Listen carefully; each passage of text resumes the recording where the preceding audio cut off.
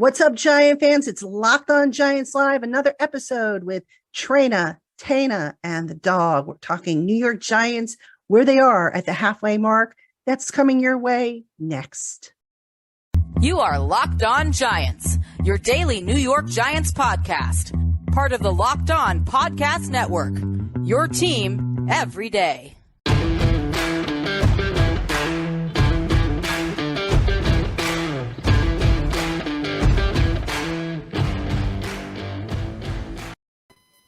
What is up, New York Giant fans? Welcome to Locked On Giants Live with Traina, Taina, and the dog.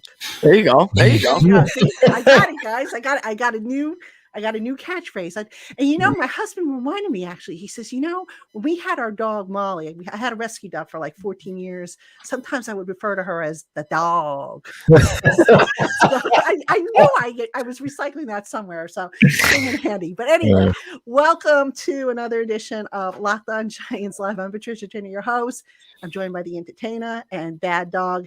We got a lot to talk about. We're on a bye week. I know BadDog's going a little stir crazy because he's got to wait another week for Giants football. Yeah, I got to wait another week. Hey, listen, if Senor Guzzo's in here, I shaved. You see this? Yes, you did. Oh, we lost, so shaved yesterday. And I was like, all right, we got to change it up. Change it up now. Yes, you did. And Taina, I'm sure you're going crazy as well. Yeah, it's like, let's start it up, right? I mean, 6-2. Yeah, I'm excited though, to get back to football. But it's nice to have a bye week. It allows the Giants to get rested. I think they needed it with all the injuries that we've had. And I'm excited to see what they look like coming out, going up against Houston. And I'm sure we got a lot to talk about because Joe Schoen. One thing I'll say about Joe Schoen since he's taken this job, he doesn't beat around the bush. He's been pretty forthcoming with. At least giving you pretty strong hints as a fan what his intentions are with a lot of the players on this team for next year. I love this guy. A little different than the previous GM. Yes. Yeah. Yes. And he's not condescending. He gives you little tips. Like you said, you can read between the lines and you can kind of take it and run with it. I absolutely love this guy. I love what he's doing. People were kind of complaining. Some people were saying, oh, we didn't make a trade. You know what? They're not one player away. They've got a bunch of assets. The team didn't deteriorate overnight. They're not going to get fixed overnight with one play. So I'm fine with what he did. I'm fine with not trading for a receiver. I thought, could the numbers have worked? Yes, but to give up the assets that these other teams were supposedly looking for, there was no way he was going to give up a day one or day two pick. Maybe a day, like a fourth rounder or lower. But anything higher, it just wasn't going to happen.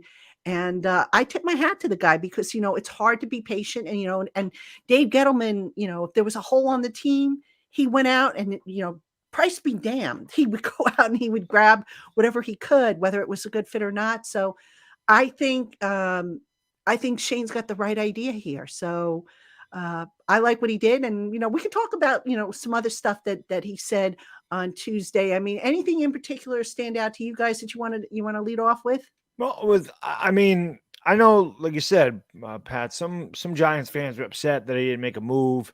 And I get that. I mean, listen, we're 6-2. We haven't been a good team in a long time, and there's still some glaring holes in this team. I don't think anybody could actually look at this if they're being real about it and say this is a complete team. We need help at inside linebacker, interior offensive line, cornerback, wide receivers is obviously a glaring omission on this team. But at the same time, like I said, we're not one player away. And Dave Gettleman did jump the gun, and Dave Gettleman did reach and go out and grab everything, and it didn't work. It didn't work for 4 years.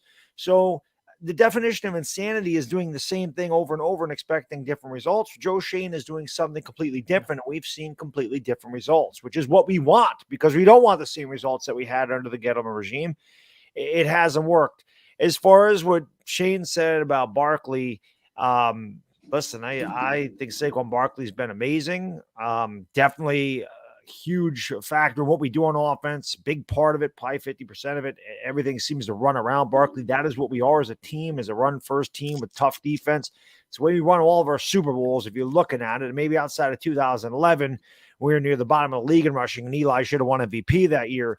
But in 86, we were a run-first team. In 90, we were a run-first team. In 2007, we were a run-first team with tough defense. That's just Giant football. So I have no problem with that. The only thing that was interesting to me, and I didn't get a chance to make a video on it, I may do this tomorrow, even though it's kind of delayed. He didn't mention anything about, at least that I saw, he didn't mention anything about Daniel Jones. Oh, he did. Oh, he yeah, did. he did. Okay, Oh, I missed. He did, but I just saw he was still evaluating. I didn't. Yeah, no, he right. went a little bit more. He had a couple of interviews. He went more in detail. I missed that.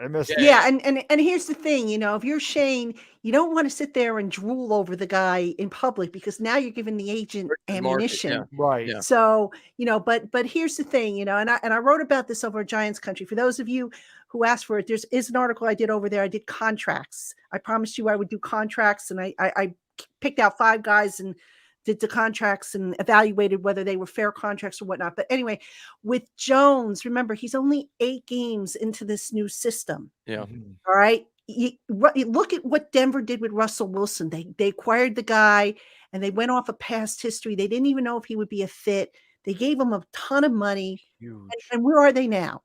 So I can understand why Shane might be, say, hey, let's get through 1 year and then maybe go with a 3-year contract for Daniel with an out after 2. And just, if he really continues to light it up in year 2, when hopefully he has new receivers, hopefully a better offensive line, hopefully a little bit more comfort in this offense, he could always rip up the old deal and make it longer. So, a lot of people are like, oh, Daniel's got to have a 5-year deal. No, you play it conservatively for the money, and then you could always rip it up and do it over again if you need to. So that's kind of where they're at, I think, with Daniel. Yeah.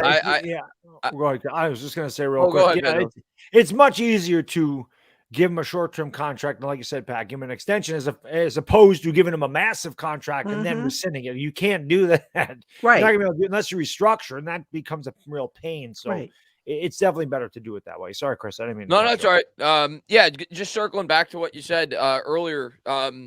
About not making a trade for a wide receiver. Yeah, do I understand why the fan base is a little upset? Sure, we're 6-2. We have an opportunity to compete for the first time, but at the end of the day, I think Joe Schoen made the right decision. I do, because be honest with yourself, and I understand the Giants in the past have gone on Super Bowl runs when they weren't expected to. But let's be real. What did Eli Manning do the first time he got to the playoffs? He got shellacked. We could barely get the ball above the 50-yard line. His second year, he got knocked out in the first round. It took him some time. So to expect Daniel Jones, who's never played a postseason game in his entire career, not just him, this entire football team for the most part, has no postseason experience, to expect them to be able to go out there and compete and win a Super Bowl, if you're being realistic with yourself, if we had a Jerry Judy, you're being a little bit short-sighted. That's just the truth. That's just the fact of the matter. And maybe they would have went on a miracle run. I'll never know. But I think Shane made the right decision, not overspending. I think the Bears made a big mistake. I don't think the Chicago Bears should have given up a top 40 pick for Chase Claypool. I don't understand what they were doing. I think they're out of their mind. You get rid of I don't know what they were doing. Rid of Smith, and then you give up a second for Claypool? Yeah. And then you hear a lot of Giants fans saying that, because Joe Schoen didn't make this move, it means he's out on Daniel Jones. No. It means that Joe Schoen wasn't going to get, taken advantage of. He's being smart. He has the correct value on these players, and he wasn't willing to overcommit and just not completely, but damage the future to help the present.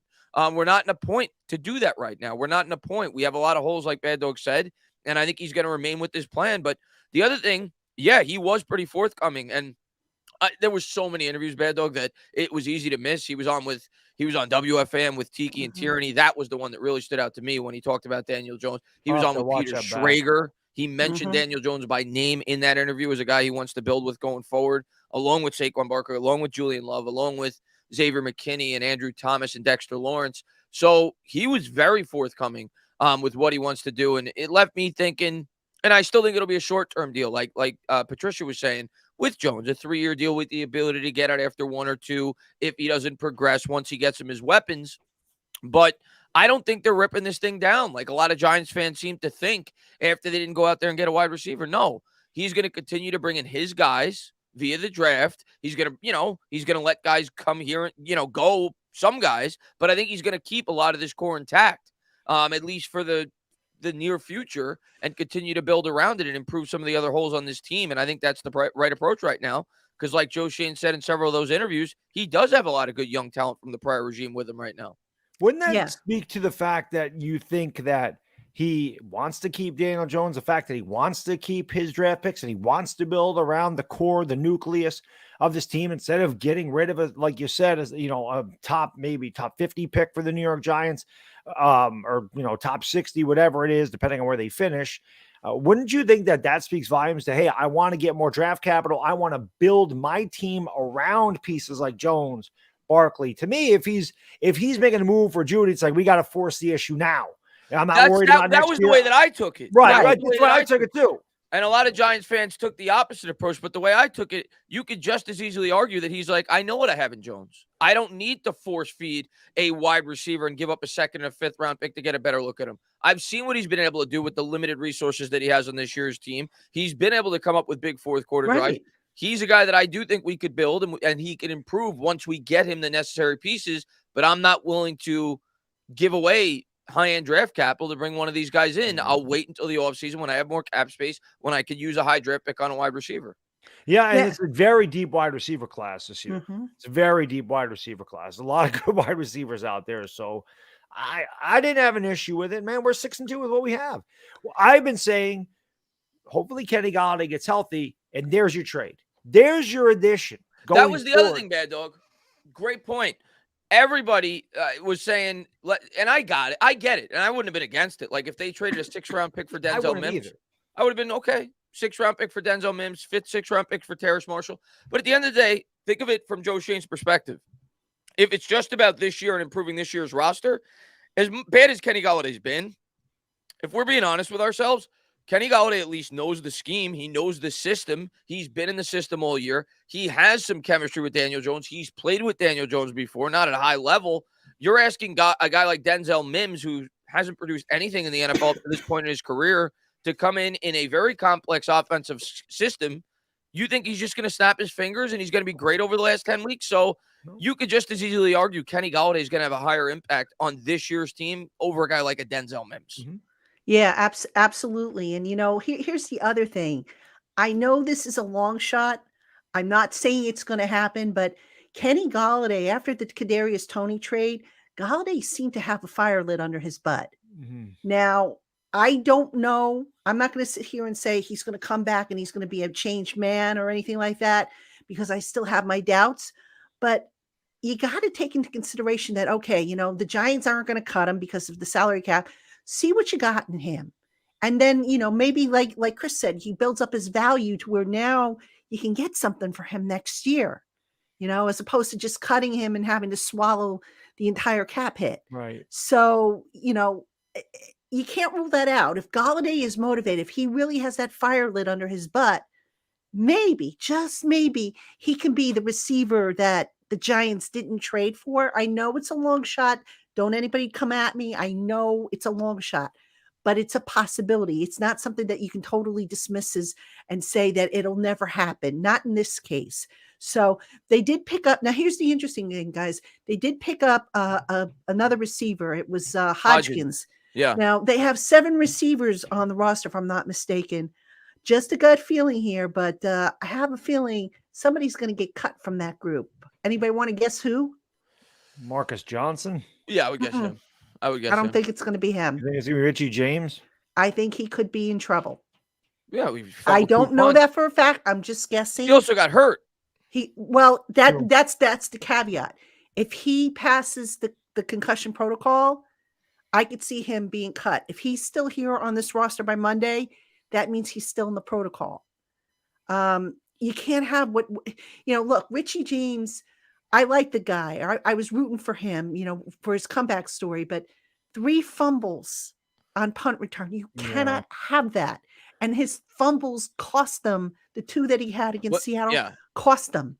And nobody's going to tell me otherwise. When you have a team like we do and you have an offensive philosophy like the New York Giants do, you can't afford mistakes like that. No. They're not good enough to overcome those mistakes. So yeah.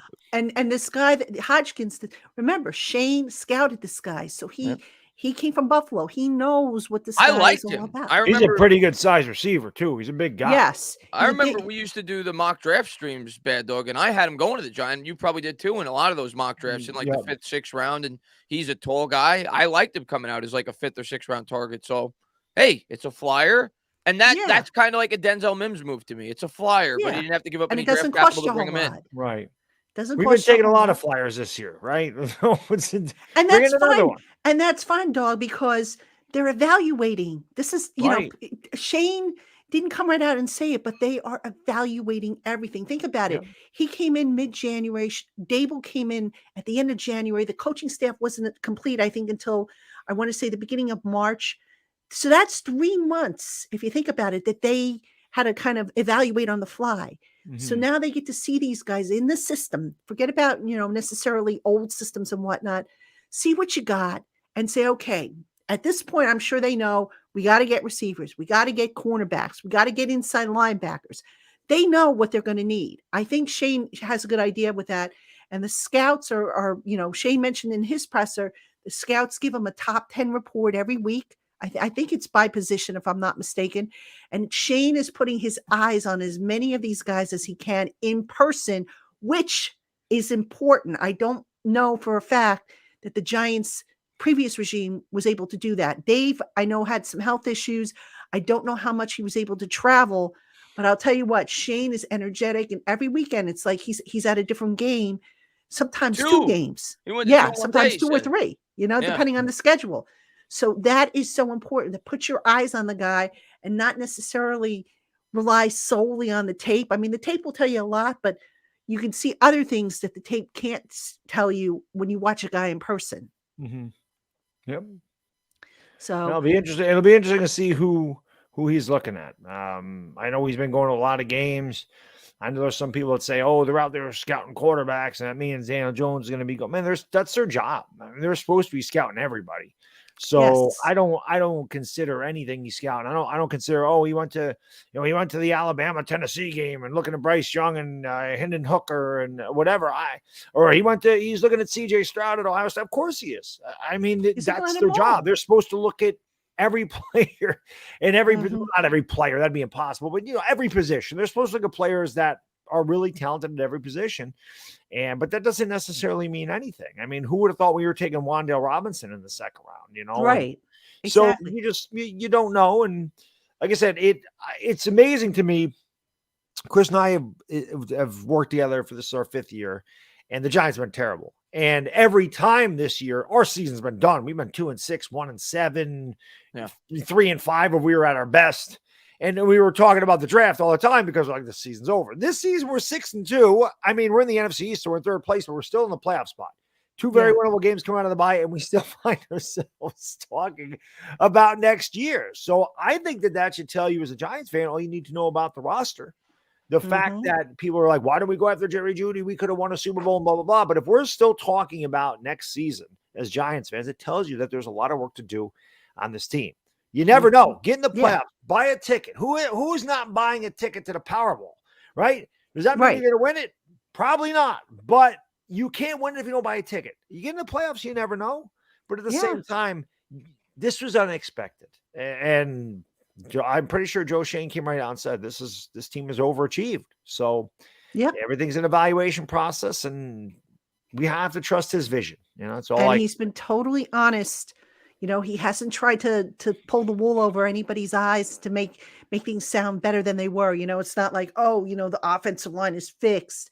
Right. People are not stupid. And this is what I like about Shane. He respects people's intelligence. We don't do this, I do it for a living, but not to the extent that they do it, where I'm watching film 24/7. You guys have jobs too, but you're intelligent, you're informed. And Shane respects that. He doesn't sit there and say, okay, you know what? We're the greatest thing since sliced bread and we're going all the way to the Super Bowl. He's realistic and he respects the intelligence of the Giant fans. And I think that's just refreshing. No, I love Joe Schoen. And I think the most important thing for a GM, or one of the most important things for a GM, especially in New York, is one that's not going to cave to the fan base. Yes. And he has displayed he's going to stick to what he thinks is best for this team. He is not giving into the pressure, right? There was a lot of pressure at the trade deadline to go out there and get Brandon Cooks, go out there and get Jerry Judy. We want the playoffs. We need to give Daniel Jones some help. And he said to himself, no, I'm not going to alter my plan. I'm not going to alter my long-term vision of this football team for an extra lottery ticket in the playoffs. We have way Right. too many holes on this team for me to justify giving up the draft capital it's going to cost to bring in one of those guys and affect the future by doing so. And So then yeah. I applaud him for that. I applaud him for not caving to the fan base. And the other thing, and hence why my voice is so kind of off tonight, because I was on the phone with over an hour today explaining salary cap and the little intricacies to a colleague of mine. But the salary cap sucks. I mean, they have 2.8 million in Yeah, no space. money. Shane said on Tuesday, we might have to do another contract. And I'm sitting there looking at the roster again and over the cap, and I'm saying, where are they going to get the money? The only logical place is Galladay's. Yeah, right. And if you want to get rid of that contract, you ain't touching that thing. I mean, there's a reason why he hasn't touched it so far. It's pretty obvious he wants to get rid of it. So that's why, I mentioned Kenny Golladay, and I'm like, keep an eye and see what he does. Because if he comes back motivated to where maybe they can move him via trade, now maybe they don't have to swallow, that amount. Mhm. I think what'll happen, and this is just my guess, regardless if Kenny's cut or traded, I could see them maybe making him a post June 1st transaction. Use that money to sign the draft class, because right now they're projected to have 11 picks. Yeah. Mhm. All right. So kind of like what they did with James Bradbury. They made, they cut him, I think, after June 1st, used that money to sign the picks. And in the meantime, the Giants are going to be in solid shape, I think, with the cap. They'll probably make a few more moves that, I'm not Right. anticipating. I haven't really gone that deep into what they might do beyond Golladay, but yeah, he's got a plan. He's got a long-term vision. And, if you can get something for Golladay, even if it's a 6th rounder or a 7th rounder, Oh, if you get anything for him, you do it. Get anything for him. I don't think they will because of the, the contract and the guaranteed, the roster bonus that he has. But, Golladay can help himself a lot if he comes out of this bye, and he's supposed to practice next week when they come back from the bye. I don't know if he'll be ready to play, but he's supposed to practice. Come back, show you're motivated. I had Sean King on yesterday, the former Tampa Bay quarterback. I don't know if you guys remember him. Yep. And he said, a couple of videos he watched from training camp, he says, my gosh, Kenny Golladay looked about as motivated as, as a lazy, he didn't say lazy, but he said he didn't look motivated. Right. And if this is a guy who played the position at the NFL saying that. So, I mean, if he saw it, you don't think the coaches have seen it? You don't think Shane has seen Absolutely. it? So And that's probably what prompted Dable to say the guys that earn their way in the field are going to get on the field, because I believe he thought Kadarius Toney and Kenny Golladay were not giving it all like the other guys, like the David Sillses, like the Colin Johnsons, like the Richie Jameses, and those are the ones that ended up on the field. You know what this team reminds me of? And I mentioned this in the last video I did. This team reminds me of the 2016 team a lot. We were bad for 3 years previous to 2016. Now, the difference is Reese went out and spent $200 million on the defense. But the team won a lot of close games that were like a touchdown or less against a very weak schedule. We got beat up by the better teams. We were 11-5. Made the playoffs, got wiped out by Green Bay, and then it collapsed because they had mortgaged the future with all those contracts. So this year, it's very similar. We're 6-2 with a team that has a solid defense, doesn't have a very high-scoring offense, has played a weaker schedule, and we're winning a lot of close games. However, you're doing that, but you still have the future to build on, whereas they had mortgaged it in 2016, and that's when everything fell apart. And that's what got us in the predicament that we're just coming out of now, which is why when Shane doesn't make these moves and doesn't reach and doesn't, he's not hasty about things and he's thinking things through, that's where I'm like, I can live with what he did. I can live with him not giving up the 2nd round pick for Jerry Judy, because I don't want to fall back into the same trap that we did 2016. Right. Like, here we go. Then they draft Evan Engram in 2017. We're going to the Super Bowl. Right. And they went right downhill. And it didn't work in 2000. It worked temporarily in 2016. It didn't work last year when Dave Gettleman tried to build with free agency. It doesn't work. The Philadelphia quote unquote dream team should have been your first clue that it doesn't work. Through the draft. Thank you. The draft. Thank you. And when you build through the draft and you retain your own players, you get more draft picks from it. You get comp picks. When you don't go outside of the organization and start bringing in Kenny Gallardi's and start bringing in Adoree Jackson, and you offset contracts that you lose off your team. If you use your cap space to retain Daniel Jones, to retain Saquon Barkley, to extend Andrew Thomas, to extend Dexter Lawrence, you're not going to offset any comp pick. So if you lose a Julian Love and you're set to get a 4th-round pick, you'll now get that. That's what the best teams do. That's what the Patriots have done for years. That's what the Steelers have done for years. That's how you build sustained The Ravens, success. too. The Ravens do the same thing. This is not the NBA. This is not the NBA as much as fans want it to be. One player is not going to put you over the top when you have as many holes as the New York Giants do. Exactly. All right. I want to answer this question because a lot of people have been asking about Odell Beckham and, Shane saying that he reached out to the management. Look, guys, I would not expect, I'm sorry. I would expect Shane to reach out to everybody who he thinks might be able to help him. He's doing due diligence. Beckham's not coming here this year. They don't have the money for him, and Beckham is not healthy. I think I saw a report that he won't be ready until December at the earliest. And at that point, it's like, okay, you're talking about a rental. So he is not coming here this year. Now, next year, is it a possibility? I'm not so sure it will be, and I'll tell you why. He's going to be on the wrong side of 30. He's going to want a significant chunk of change. All right. He's coming off 2 ACLs. I would rather they take that money and invest in a younger guy, maybe coming out of the draft, who's a little healthier, who's got more upside, and who can be with you for a number of years. Nothing against Odell. I love Odell. All right. If he was willing to come here on a cheap deal, I'd say, okay, sure, why not? I don't get that impression. So, look, Shane's checking into him, and if they can work something out, great. But it has to be cost friendly to the Giants. We have no choice but for it to be cost friendly. We have no money. Yeah, you can't spend big money on him. We're not in the position the Rams were to add him. Right. If we were in the position the Rams were, bring him on in. Let him win a Super Bowl with the Giants. But we're not. And like you said, Patricia, he's coming off 2 ACLs. He's on the plus side of 30, which is extremely young to me. But as far as the NFL wide receiver goes, not so much. And yeah, he's not coming here on a veteran minimum. He says on Twitter all the time, give me the bag. So he's going to want 7, 8, 10 million a year. We don't have, and he's not going to get that here. I'd be stunned if he gets it here. And I love Odell too. And I've said since the day they traded him, I truly believe he'll retire a Giant. I feel like he's going to be back here before he retires at some point. I could be wrong, but I feel like he will, even if it's for 1 year. But I'd rather take that money and give it to Saquon Barkley, or give it to Andrew Thomas, or give it to, like you said, give it to a younger player that's in our core and retain our draft picks. That's the way I'd rather do that.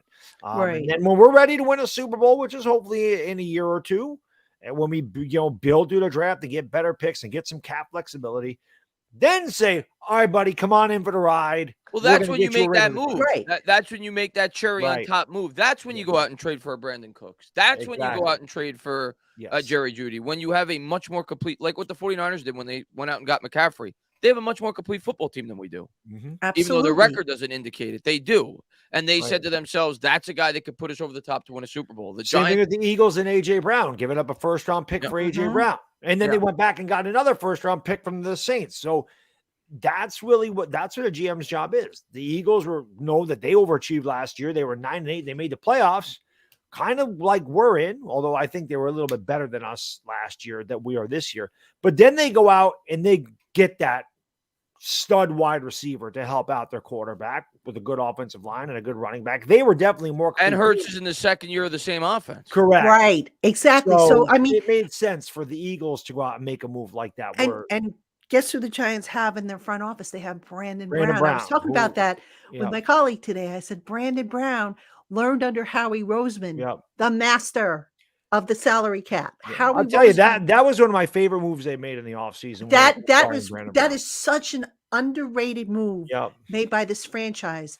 And you don't think Brandon Brown hasn't come in here with some of those ideas that he picked up from Howie Roseman? Yeah. I mean, Howie's the master of manipulating that cap. You look at the trades he makes. I mean, my gosh. Yeah. Yeah, they know what they're doing. That's why they're about to be 8-0 after tonight. Not that Brandon Bean up in Buffalo didn't know what he was doing, Yeah. But Howie Roseman right now, when you're talking the gold standard, and it pains me, believe me, folks, it pains me to give the Eagles any credit. Me too. But I got to call it the way I see it. He is the master The last right 3 now. years, 3 years, he's done an incredible job. He's been Amazing. Yeah, with the Eagles. And I hate saying that because I can't stand them. But Yeah, he's swallowed his pride. He gave Wentz that massive contract and said, you know what, that was a mistake. I got to get rid of him. Yeah.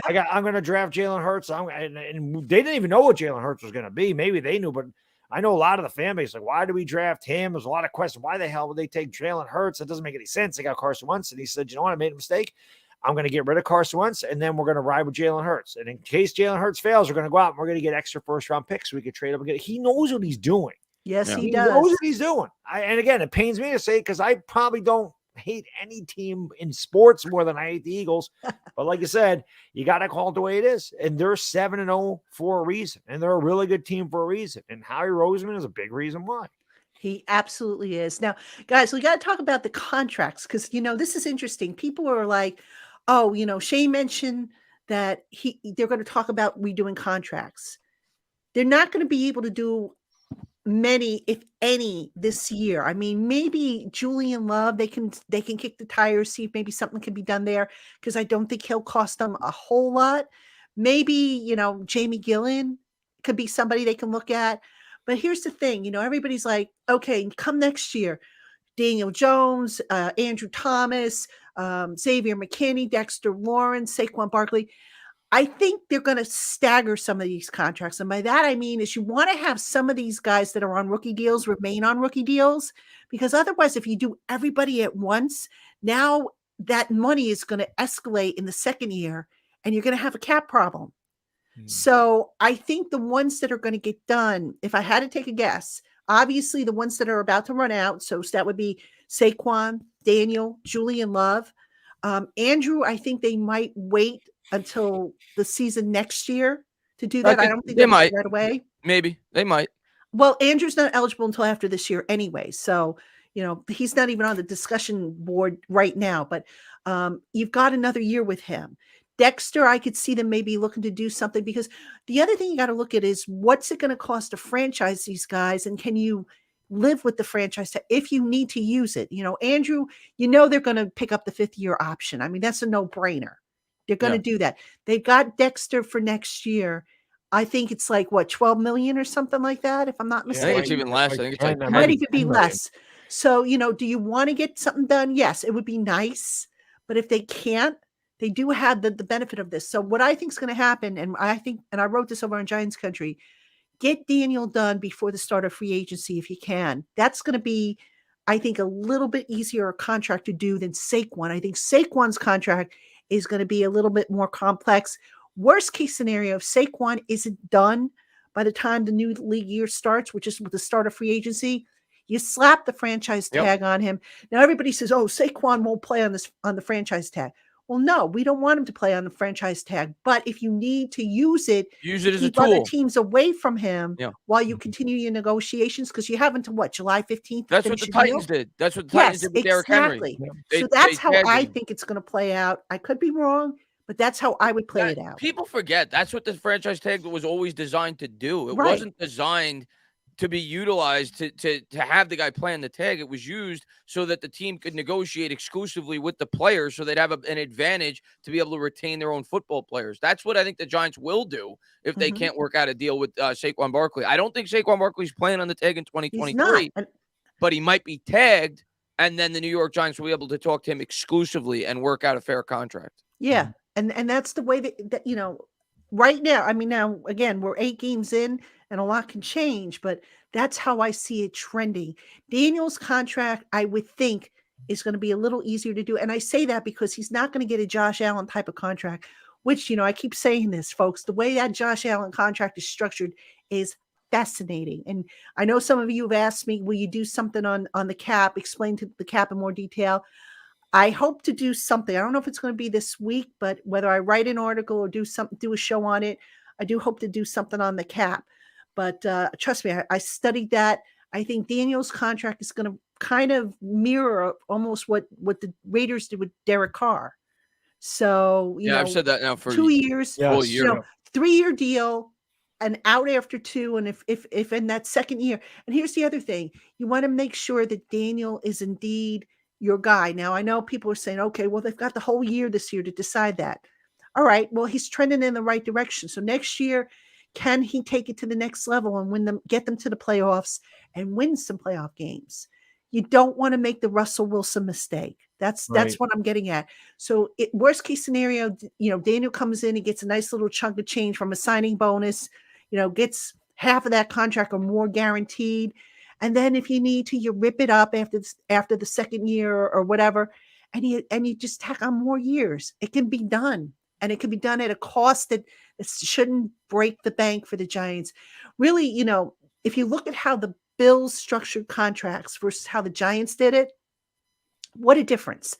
The Bills put money like in the current year. So for example, a guy would have a $500,000 workout bonus that counts against the current year. So that helps the players and the team lower the cap liability. It's really a fascinating study. And again, I wrote an article about it actually on Giants Country. I'll see if I can find it and link it in the show.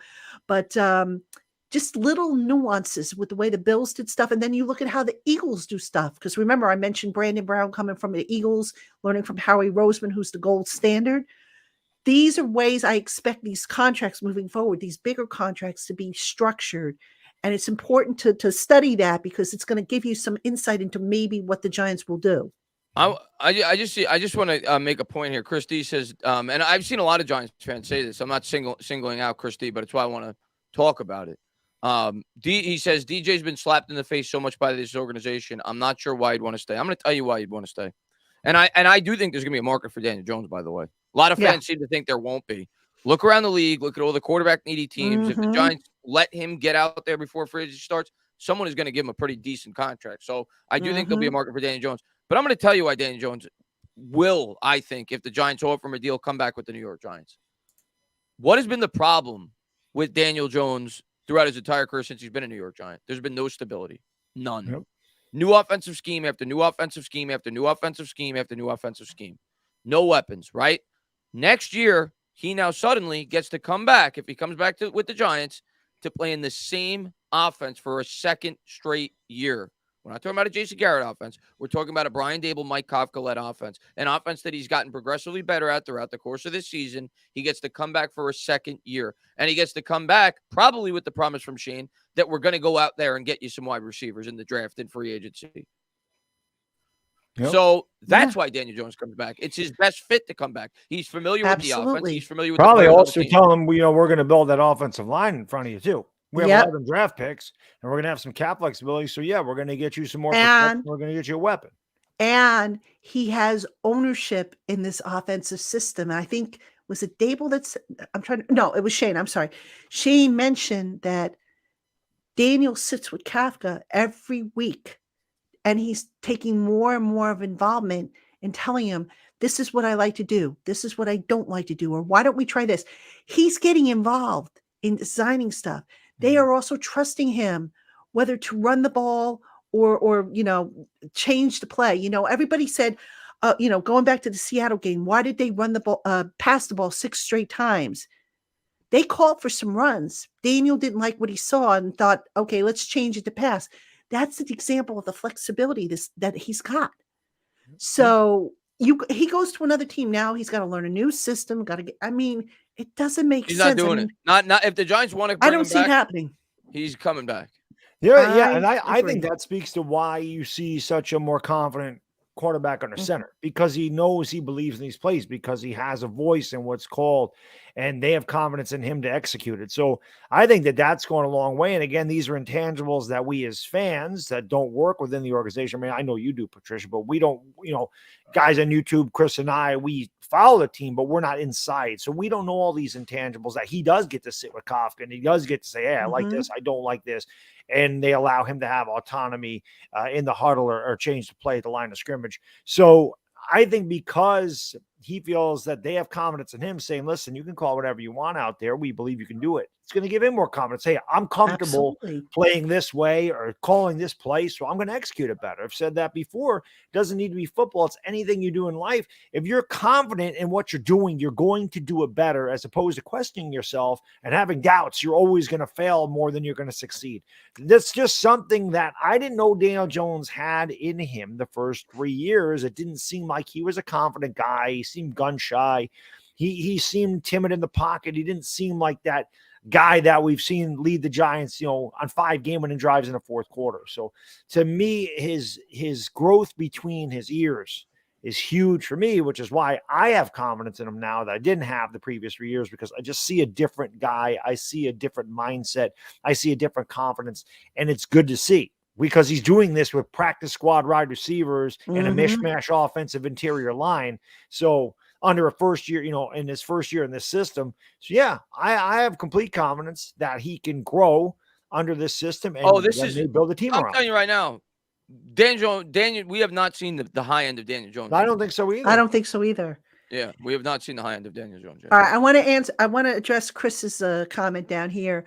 Why didn't they pick up the 5th-year option? Yeah, okay, Chris, I don't look at it as a slap in the face. Here's the thing. They had a new head coach. They had a system that they kind of knew what they wanted to do, but they knew they also had to tweak it to the strengths and weaknesses of the players. They weren't able to get it in place yet. Remember, the coaches couldn't work with the players until like May, when the decision had to be made about the 5th-year option.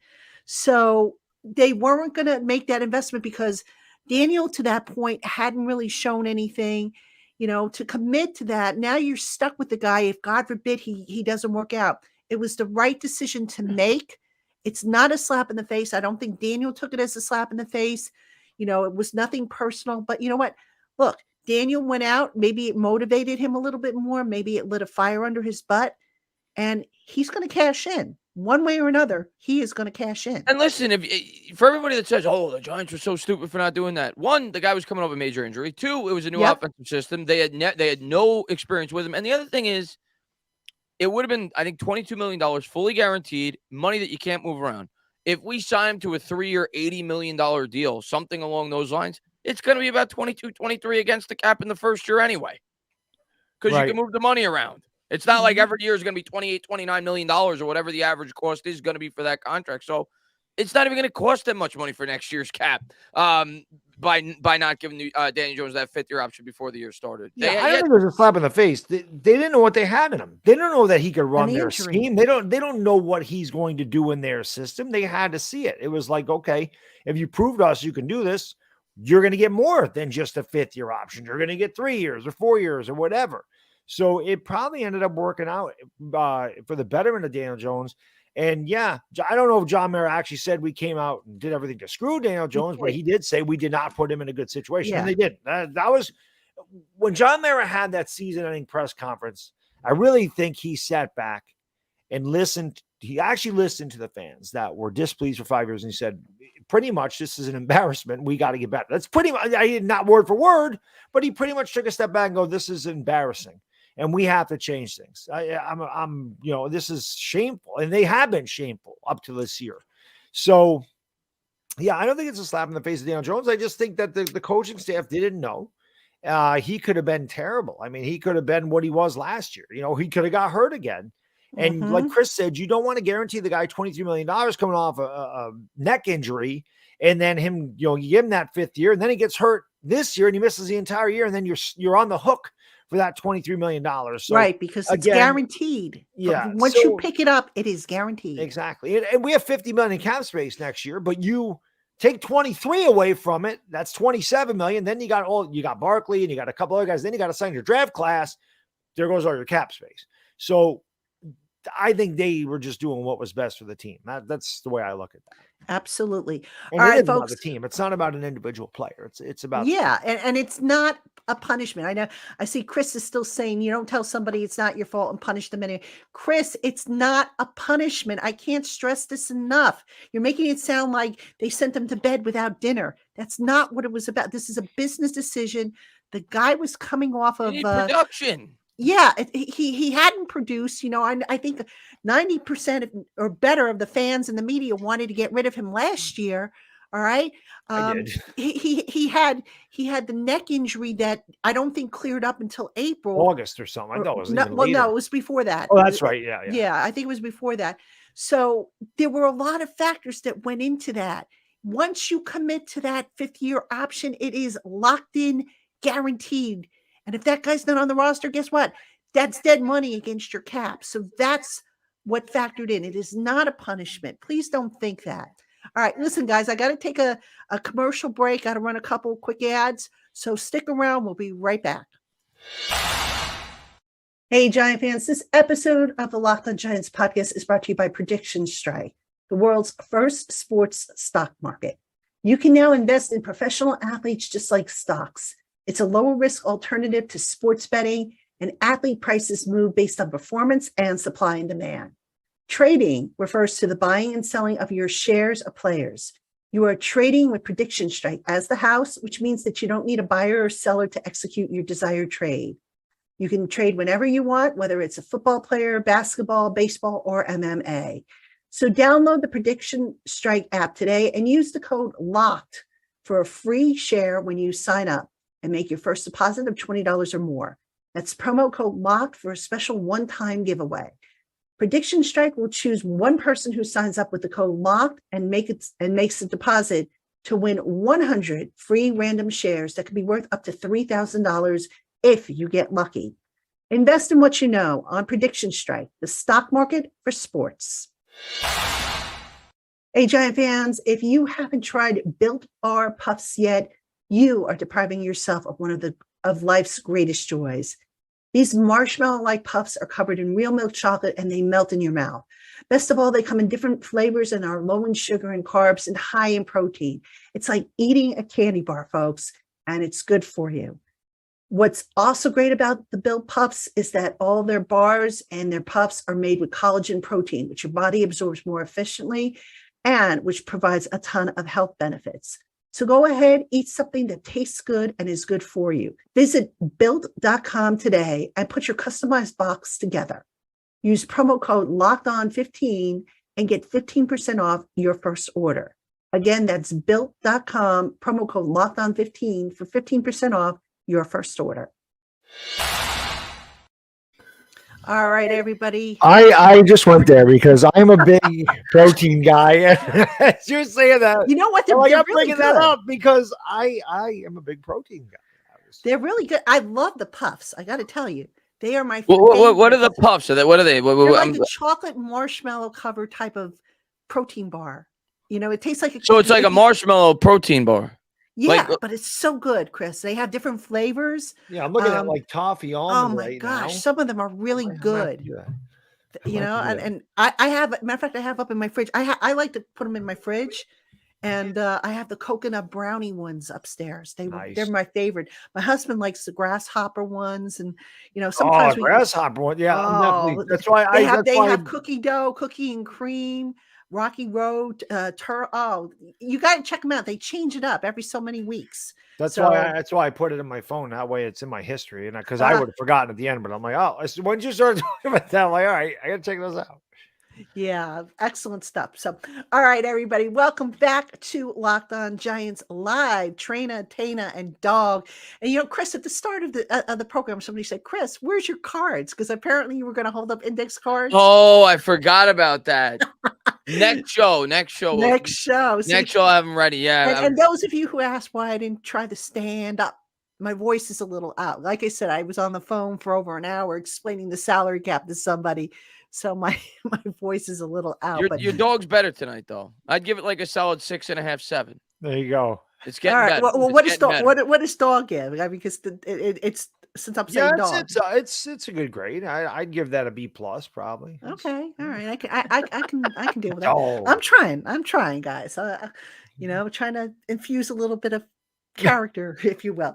All right, let's get back to talking Giants now. I know some of you have put questions in the chat. If we didn't get to your questions because we're getting a lot in, repost them. We'll try and get them into the program. But guys, I want to talk about when they come back from the bye, let's talk about what kind of changes we might expect, whether it be personnel, scheme alterations. What are you anticipating they're going to change with this team, if anything?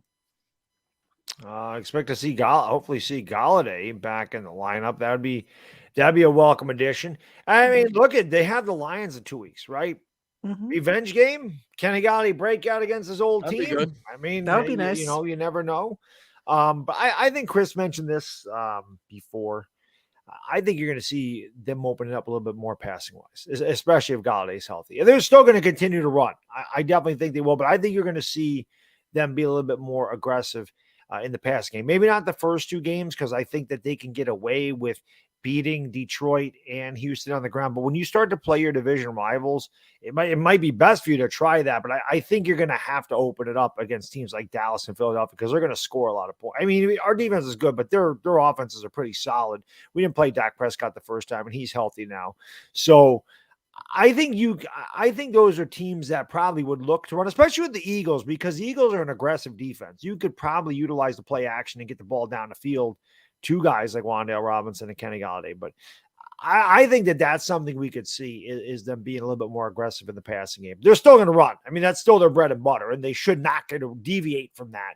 But I think we're going to see a deeper passing game in the second half. Yeah, and to that point, Scott Young asked, do you think after the bye, the Giants will start throwing the ball more to Barkley out of the backfield? I actually took a look at that number. I think they're averaging 5-point-something passing attempts to Barkley. So I'm not sure how many times you want them to throw to him. Are you maybe thinking different routes, instead of these short I think routes he's got in the 28 catches this year, but they've all been, for the most part, all Yeah. been the short variety. They haven't Yeah, used them. maybe that's I know what they tried Scott's to get him on thinking. a wheel route against Yeah. Seattle. Yeah, they did. But they They had did. really good coverage on him. Yeah, they did. Yeah. They also hit Breida on a pretty deep pass a couple of weeks ago. So they've used the running backs a bit in the passing game, but I would like to see a little bit more. I saw somebody in the chat say, are you worried? This isn't recently. It was maybe like 20 minutes ago, but it reminded me of it because we started talking about this topic. Are you a little bit worried that teams now are going to have the New York Giants offense figured out? No, I'm not worried. The New York Giants haven't hid anything about their offense. That's what their identity's been since the start of the year. Everybody's known it. It's not like teams haven't known that they're going to try to run the football. Last week, it just so happened to work. And I have trust in Brian Dable and I have trust in Mike Kafka. I think they're really smart minds. They can make adjustments too. And now they have 2 weeks to prepare coming out of the bye. Yeah, I think there will be adjustments. Will they open it up as much as I may like? Probably not, because we don't have any weapons right now. And going into the year, I assumed Kadarius Toney was going to be a part of this offense, and he's not. And obviously Evan Neal's a bit banged up too, so their offensive line's not at 100%. But I do think there'll come a point in the year where, yeah, we do open it up more, but probably not quite yet because of all the injuries we have and the limitations at the wide receiver position. Speaking of opening it up, the Texans have opened up to a 7-0 lead. Go Texans. Yeah, they went right down the field and scored. I'm just as shocked as you. Go Texans. That's without Brandon Cooks, by the way. That's without Brandon Cooks, coach's decision. Interesting. All right. Thanks for that Coach's update. Yeah. Brandon Swan says, who will be starting at offensive line? And this kind of also goes along. Amazing Guy says, maybe start Gates and Lemieux. All right. My take, guys, I wouldn't be surprised if Gates gets a start at left guard. I mean, Joshua Zudu, he's still green. He's still wet behind the ears. And I don't think, the impression I got was they really didn't want to play him until like later in the year. They wanted to kind of develop him more, but because of injuries, they've had to throw him out there. Gates, they've been bringing that guy along at a rapid pace. I could see Gates taking over at left guard. Tyree Phillips at right tackle wasn't that bad, I thought. Yeah, I know. I said not that bad. I didn't say it was great. It wasn't that bad. Shane Lemieux, I think Amazing Guy asked about Shane Lemieux. They haven't started the clock on him. Now, I did talk to Shane before the bye, and I said, I was kidding with him. I says, what's going on with you, dude? And he goes, yeah, I'm like, I feel so lonely because I guess the rehab group is shrinking and he's still on it. He's coming off turf toe, guys. So that takes a while to heal, but I would not be surprised if the clock starts on him. If not next week, the week after. I think he's very close to having his window open. But here's the other thing you have to remember. once you start the window on these guys, you got to make room for them if they are ready to go. And I don't think the Giants are going to start the clock on anybody who doesn't have a legitimate chance of being ready to go. So you got to juggle the roster a little bit and decide, okay, who are we putting on IR? Who are we going to cut if we're going to cut anybody? So there's some, roster gymnastics involved. There's also cap gymnastics involved. And this is one of the things I was explaining today to a colleague of mine.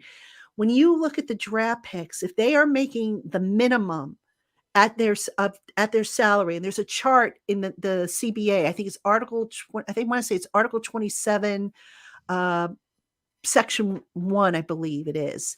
And it shows you, it's called the high-low chart. So if you are a day 3 draft pick, for example, let's say Lemieux, and you're making $705,000, all right, and you're at this point in your career. If you are on IR, that amount actually gets halved. So you get the low end of it, whatever the low end is. And I can look up the chart because, I don't remember the exact numbers, but it also helps with salary cap management because remember, Shane doesn't have a lot of money. So sometimes these guys sit on IR and you kind of wait, not because they're not ready, but you kind of wait because you've got to see how you're going to juggle what limited resources you have. It sounds complicated, but it makes a lot of sense. And I'd have to pull up that chart. Maybe, when I do my thing on the salary cap, whether it be on the show or on Giants Country, I'll try and explain it a little bit better because I think you need to see what I'm talking about. But that does factor into the equation. He was kind of talking about that today, not your exact, or not today, yesterday, whenever he was interviewed, where he talked about how all the cap limitations and why they've had to be really cautious with guys they've taken off the IR and so on and so forth. So he's very aware of it. And that's funny you mentioned that because he actually talked about that. Not that exact, detail that you just said, but talked about the limitations of the cap and why they've been cautious with bringing guys off IR. As far as Lemieux goes, I don't know. I'm not a big believer in Lemieux. I'm just not. I hope he turns out to be really good. I've always thought of him as more of a depth guy than a starter. I don't want him to be the long-term starter for the New York Giants. I don't think he's very good. Yeah, that line, I think ultimately they want Ezeudu to be the starter, but like I said, he's still he's developing. He's not ready. He's not ready, and he's had to ready. play because of the injuries. So, that's why I think maybe Nick Gates gets a start at left guard. And quite honestly, guard is Gates' best position. Yep. He did a phenomenal job at center, but he is definitely a really good. Yes. I just love Nick Gates. Nick Gates wants to. I love the He was just looking to hit somebody on Sunday. Yeah, I'm watching Nick Gates. He's running around. He's just looking to pound somebody. Like I love that guy, man. That's just a How could you not love him? What's that? Seriously, he's got first of all, he's a sweetheart of a guy, but on the field, I'll tell you, if you're on the field and there's a fight, you want him on your side. Yeah, oh, absolutely. Absolutely. And it's amazing how his story almost mirrors down to the exact detail Richie Seibert's. Think about it. Undrafted free agent, serious leg injury, battled back. I mean, Nick's battle was a little shorter than Richie's. I think Richie's took 2 years. Nick came in and as a jumbo tight end, like Richie did, and then ultimately he worked his way and got his starting job back and went on to win a Super Bowl. Yep. So I just hope that works out for Nick that way. I really do. All right, let's see. Gabe wants to know, do you think we resign players like Hottie, that would be Jihad Ward, Darius Slayton, O'Shane, and others that are on contract years? Hottie, possibly. I know Wink loves him, and Hottie loves Wink. And if he's willing to come back on a cheap deal, I could see that happening. Slayton, I don't know. Jury's still out on Slayton. See, Slayton's got tools and talent. The problem with Slayton, I think, is his confidence took a hit because he had some injuries that really weren't talked about, but you could see his confidence took a hit. O'Shane I'm trying to think. Doesn't O'Shane have another year, or is this his final year? I think this is his final year. This is his final year. Yeah. I don't know about O'Shane. My guess is, they kind of want Ellerson Smith to step up and take on I think O'Shane's gone. I think so too. I think like O'Shane's gone. Yeah, I think so too. Slayton, maybe. Jury's out on Slayton. It depends what his market is. Like if you could bring him back really cheap, sure. if Slayton goes off and has a good second half of the season because he's the featured wide receiver, you let him go and you get a comp pick for him. You hope a team signs him to a 3-year, $27 million deal. And it can happen. You saw it this past year with Austin Johnson, who got like $9 million a year. Right. And we see what wide receivers are going for. We ended up getting, I think, a fifth-round comp pick for Austin Johnson, if I'm not mistaken. So something like that could happen. And if it does, if his market's, even mid-tier, you let him go. You get a comp pick, you replace him in the draft. Yeah, absolutely. So, all right. Todd DeStefano asks, do we know when Evan Neal is back? All right. So Evan Neal missed last week. I think his injury is like a 3 to 4 week type of an affair. I think it was a sprained MCL, if I'm not mistaken. So outside chance maybe for Dallas. If not, I would guess the week after, assuming there are no setbacks. Kind of hard. I know that question was put to Shane and also to Dable when he spoke to us the day before, and they're not going to have an answer. You got to, to give an answer right now is kind of hard because you want to see how these guys continue with their rehab. And the injured guys did stick around for the rehab. So, let's see where they're at. But if I had to guess, I would say maybe, if not for Dallas, definitely the week after, I think they would maybe have Evan Neal back. So is that Washington? Is it Dallas, Washington, Philly, Washington? It's a string of NFC something East like that. games. Yeah. And I think absolutely. it's the Colts, Minnesota, and Philly. I know we have a big group of NFC East teams. I'm pretty sure we play Washington like twice in 3 weeks. We do, with Philly in between. Yeah, I think we have 4 straight games against the NFC East. 2 against Dallas, Washington, Philly, Washington. Yeah. All right. Christy says, I thought Aziz was coming back for Seattle. I don't know that Aziz he's got to miss at least 4 games. Yeah. And I'm trying to think. I don't think that was the 4th I think game. I think the earliest he could come back is after the Detroit game. Yeah, absolutely. I think because he was, like you said, he was put on the IR, and I think it was 2 weeks ago. So I think it's after the Detroit game. He's even eligible. Like he can't. It's not possible to come back before that. Right. All right. Darius Smith says, decided on the last game against Philly. That depends. Right now, I would say Philly's the clear runaway winner, but we have to see how these next few weeks play out. I would not be surprised, by the way, if that last game of the year is going to be flexed to Sunday night. I could see that happening. I also would be surprised if the Eagles. If that happens, you're going to hear me scream from here because I hate Sunday night games. I also wouldn't be surprised if the Eagles already have it locked up and we get a much easier opponent that week than people are anticipating. Yeah. If they're already the number 1 seed in the NFC. Right. That wouldn't stop them from trying to beat us. Yeah, I don't think. I think probably so. not. Maybe they put it for half. Rob. Maybe not the whole game. I don't know. We'll see. I don't know. We're the Giants, man. We're their biggest rival. So, Yeah. But you never know. There's a long ways to go before we get there. I know that. Yeah, we got a ways to go. But if it's close, I anticipate that game is going to get flexed. If the game means something, it's getting flexed. You know it's getting flexed. Yeah. Oh, that's going to stink having to spend. I mean, if I got it, I got it. But, a lot of times for those night games in Philly, you just stay over. But if I could get a hotel up in the center part of the city, I'd be happy there. I don't think I'd want to stay down by the stadium there. But all right, when Ben Bredesen, I don't travel to that city. I have, and it'd string me up if I went there. It has been an adventure. I'm not going to lie. You would think I would be okay. Because they're not going to. But I pray when I go to that city, I pull in with the Jersey license plates, and people right away, and I'm like. I have to remind them. I'm like, well, you guys are from South Jersey, right? South Jersey. So, I mean, do you know what part of Jersey I'm coming from? So, all right. Danny Thomas says, when Ben Bredesen comes back, who do O-line of Thomas, Izudu, Gates, Bredesen, and Neal?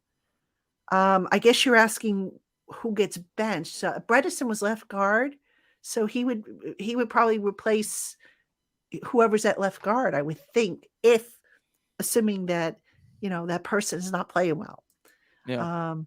Bredesen might even be the backup, just purely be the backup center at that point or backup offensive lineman. I don't know that Bredesen's in the long-term future for this team anyway. I mean, I could be wrong, but I don't think he is. But no, he's a free agent too at the end of the year. Yeah, I think so. You can bring everybody back. Some of these guys. I think we're going to work on that in the draft. Yeah. I think that could be. I mean, I don't know what they're going to do because we don't know what they're doing in free agency. When I looked, I didn't see any massive free agent wide receivers, but I could see the Giants going wide receiver in the first round and then really concentrating on the offensive line. But who knows? I think that the defense is far ahead of the offense. So I think maybe if you're going to use free agency, you maybe get a cornerback there and you focus on the draft at the offensive side of the football. But again, we'll see what they do, So Yeah, definitely. All right, here's a fun question. Who had the best Halloween costume among the players? Playoff P. Playoff P, you know what? In the past, we would be able to go into the locker room and see the players before the rookies basically would dress up, and they would go to the local hospital to visit with the children stricken by cancer or serious illness. We didn't get that this year because of the timing. So I couldn't tell you who had the best Halloween costume, but in the past, they've had some really good ones. Matter of fact, I saw the Halloween video for what was it? Kayvon Thibodeaux, where he was going around scaring everybody with the mask. I saw that one. I would have liked to have seen what his costume would have been. If they went over to the hospital, like I said, I think they go over to Hackensack Medical Center, and they have a party for the children who are have cancer or terminally ill or whatnot, and it's really good. It's a nice event. I'm sure they did it this year, but because of the timing, we weren't in the locker room this week.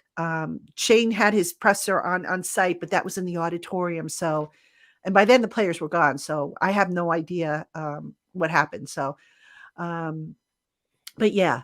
So let's. Do you guys get a lot of trick or treaters in your area? You know what we do? We just put the candy out on the stoop with a sign saying "Happy Halloween, help yourself, take one," or something like that. That's what my husband does, and we've been doing it now for ever since the. We didn't get. I think I got 2. Yeah, I mean, I take my son out, so I'm not home. But I just wasn't sure. I mean, I bought candy in case, and now it's just sitting there for Saturday. So I'm like, good at my cheat day. I have a lot of candy to eat, which is. We toss it. We toss the candy after we're done. My husband doesn't get a. He does. Believe it or not, my husband's been doing the grocery shopping during the season. That's how busy I get. So he just buys a small bag, and it's like. He's like, don't touch it. I'm like, I'm not touching it anyway because I got to watch my sugar, And so when it's done, he used to take it to work, but he doesn't go to the office anymore. So he just takes it and he tosses it. I'm like, fine with that. I'm fine. Yep. All right. Arjun 13, thoughts on Khalil Pimpleton, new punt returner. I wouldn't rule it out. I think he's going to get a good look at practice this week. I think the Giants have to make a change there. I mean, like you said, the 2 fumbles by Richie James, actually he has 3 on the year. Somebody's got to take that role over, whether it be Darnay Holmes, Adoree Jackson can do it, but I don't think you want him doing it. I think Darius Slayton could do it. I don't think you want him doing it. So I'm curious to see if they bring Pimpleton up for that. I know he will probably get a look at that, a look-see in practice. What about Brightwell? Can he return? I don't know about that. See, it's interesting. Returning punts is a little different than returning kicks because of the spin on the ball. So I don't recall seeing Brightwell ever return punts for the Giants. I could be wrong, but I don't remember seeing that. No, I don't think he's ever returned punts. I don't think he has. So Darnay Holmes could do it. Yeah. Darnay Holmes could do it. Adoree Jackson could do it. But you don't want to put Adoree Jackson out there. No. I'll put Darnay Holmes out there. He's not very good. So you'll sacrifice him. Yeah, you don't want to put him. I'm sacrificing him, but I know what you're saying. I know. I don't want to risk it. I don't want to risk Adoree. Yeah, the Giants learned that in '98 in the preseason. Don't put your best corner out there because Jason Sehorn was never the same. Oh my gosh! Yeah, and he was my favorite player back then. I always joke around because that's the jersey I've been wearing on Sundays, and I always joke around with the chat. So this jersey is probably older than half the people in the chat because I bought it in 1997. So the jersey's 25 years old. But he was my favorite guy, and because the Giants made the playoffs in '97, but had no offense because their quarterback was Danny Cannell. They were trying to look for some more offense. He tore his ACL, and that was kind of the end of him, unfortunately, because he was really good in his day. But I wouldn't want to do that with one of our number one corner. Jason Sehorn was actually mean to me once. Yeah, I know. I remember you telling me. Yeah, you said that. I told you that story. Yeah. I mean, we made up. It was We about made the up. question. He said that you'd ask more than one. It was him that said you're going to ask him Yeah. more than one question. Yeah. Yeah, it was, him saying, you're going to ask more than one. I said, I have one quick question, which I did. I had one quick question. No, you're going to ask more. You're calling me a liar. You don't even know me and you're telling me what I'm going to do. Really, dude? And just the whole exchange was kind of like, He could it have left a answered the bad taste in question. my And then mouth. if you asked him a second one, he could have said, whoa, you said one. Yeah. That's what And he I could wasn't, have. and seriously, the one question I had, it would have ended. I mean, one answer, I would have been done. I would have said thanks and walked away. But we made up at the end of the year, and when I see him now, it's all good, But back then, it was just like, dude, So, all right, Papa Guzzo says, I think the Giants can beat Dallas. Your opinions? Giants aren't very good on outside of Sundays, and primetime opportunities. And I don't know, man. Who do they have before Dallas? They have Detroit. I'd like to say the Giants could beat Dallas. I think of Dallas and Philly. If you said to me pick one that the Giants could definitely beat, I'd say Dallas. I don't know if I'm ready to say they could beat Dallas in Dallas, given the lack of receivers that they have. I think if they had a little bit better receiving core, I might say yes.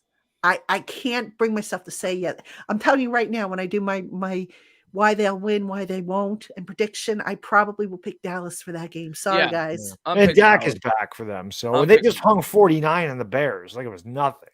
Yeah. So Dallas is a really good team, and they beat us up front. On both sides of the ball. I don't see how we've improved on either side of the ball. Yeah. I think it'll be close. I don't think that they'll blow us out, but to go into Dallas on Thanksgiving on a short week. And they have Dak. I mean, I don't know. It's going to be and we tough. might not have Evan Neal either. Right. We didn't have Evan Neal the first game, to be fair, Chris. We didn't. Yeah, that's true. That wasn't I was going to banking on that he would be much improved the second time around. Yeah. I mean, but we'll see. That's why you line up and you play the game. But I'm not overly optimistic right now. I think we can keep it competitive, but I'm picking Dallas. I hope so. I mean, I hope you're right. I hope you're right that we keep it competitive and somehow upset. Give us a chance to win at the end. That's all we ask. Yeah. That's why just don't make it a blowout. That's why the second Richie James fumble really hurt, because even though we had to move the ball, you just felt like this year you feel like, okay, we're going to go. And like Chris said, we were going for 2. We were going to do it again. We were going to win that game if we scored a touchdown. Yep. So that was the Tennessee Titans game all over again. It was deja vu. It was the opposite, though. And we had the same exact opportunity we did in the Tennessee game. Yeah. The loss doesn't appear nearly as bad as the final score. If he doesn't fumble that punt, we're 70 yards away from potentially taking the lead if we go for 2.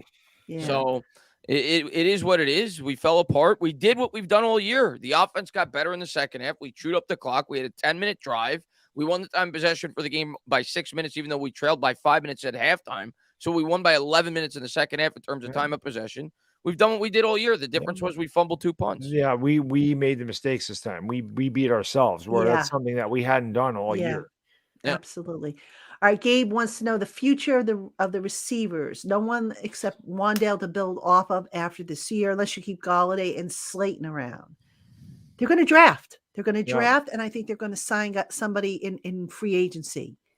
I mean, look, if you don't need to draft a quarterback in the first round, which it looks like they won't have to, now, depending on where they end up drafting, who knows? Maybe they trade down and they get more picks and they can still get a good receiver. Because, as Dog mentioned earlier, this is a deep class for receivers.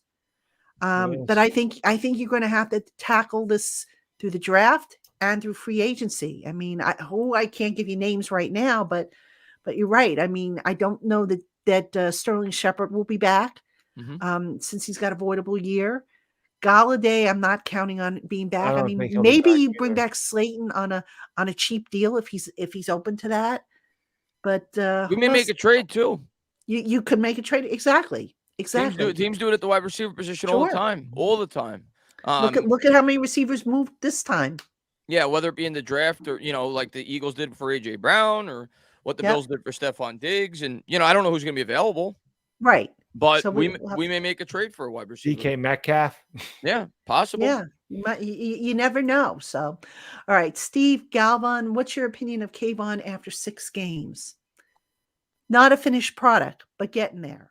I like a lot of what he's done, but look, he's not a finished product. Yeah. And I think a lot of people say, oh, 5th overall pick, he should be get his bus ready for Canton. No, the guy's got to get stronger. Yeah. You can see sometimes he gets washed out in the. He's over aggressive. They take advantage of it. He's over a aggressive. rookie. He's got it. He's got stuff to learn and develop, and he'll get there. Yeah, the kid's got talent. He's gonna be great. Wicked talented. He's got a lot of, and he's smart. Yeah. A lot of people are surprised when I tell them that this young man's got a brain in his head, and not just for football smart, but he's smart as a whip.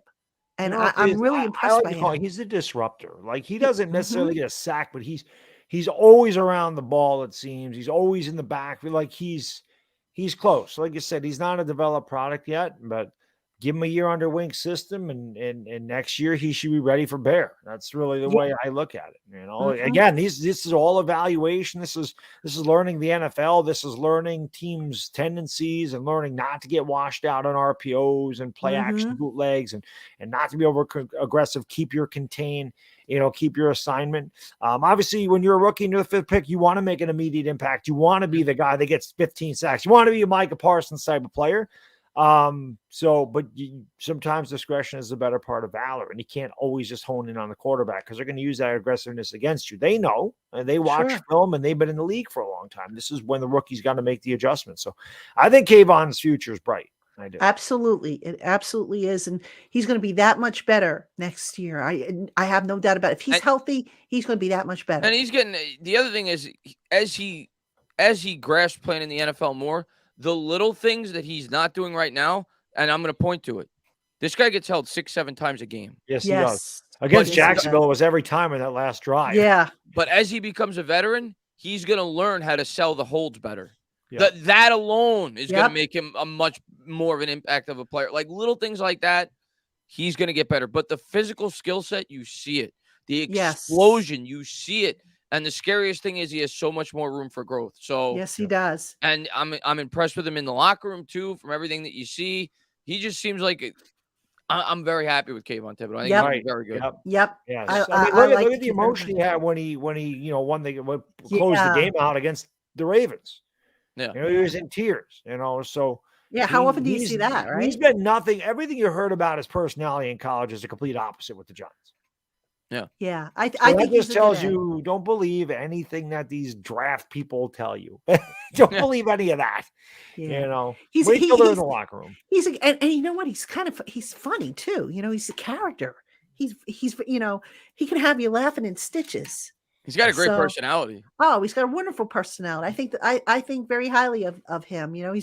He's been great with me. And I told him, I said to him, I was talking to him and I told him, what my real last name is. And when he found out, he's like, oh, he lit up. So it was like, he was just, it was amazing. So, all right. Darius Smith asks, which rookie will have the biggest impact for the Giants at the end of the season?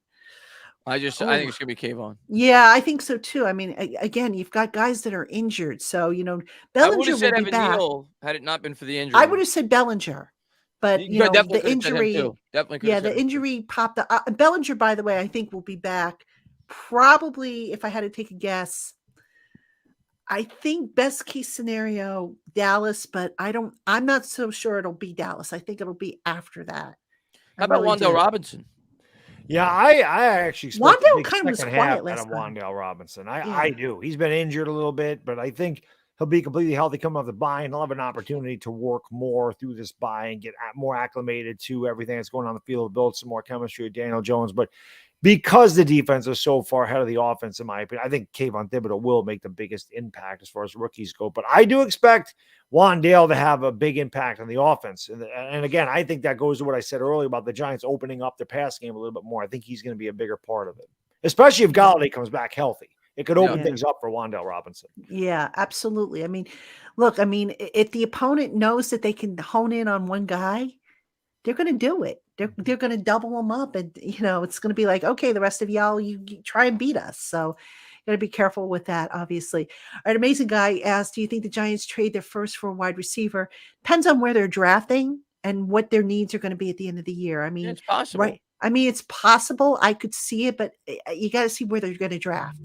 Yeah, it would have to be for a no doubt number one young like wide DK Metcalf. receiver. Yeah.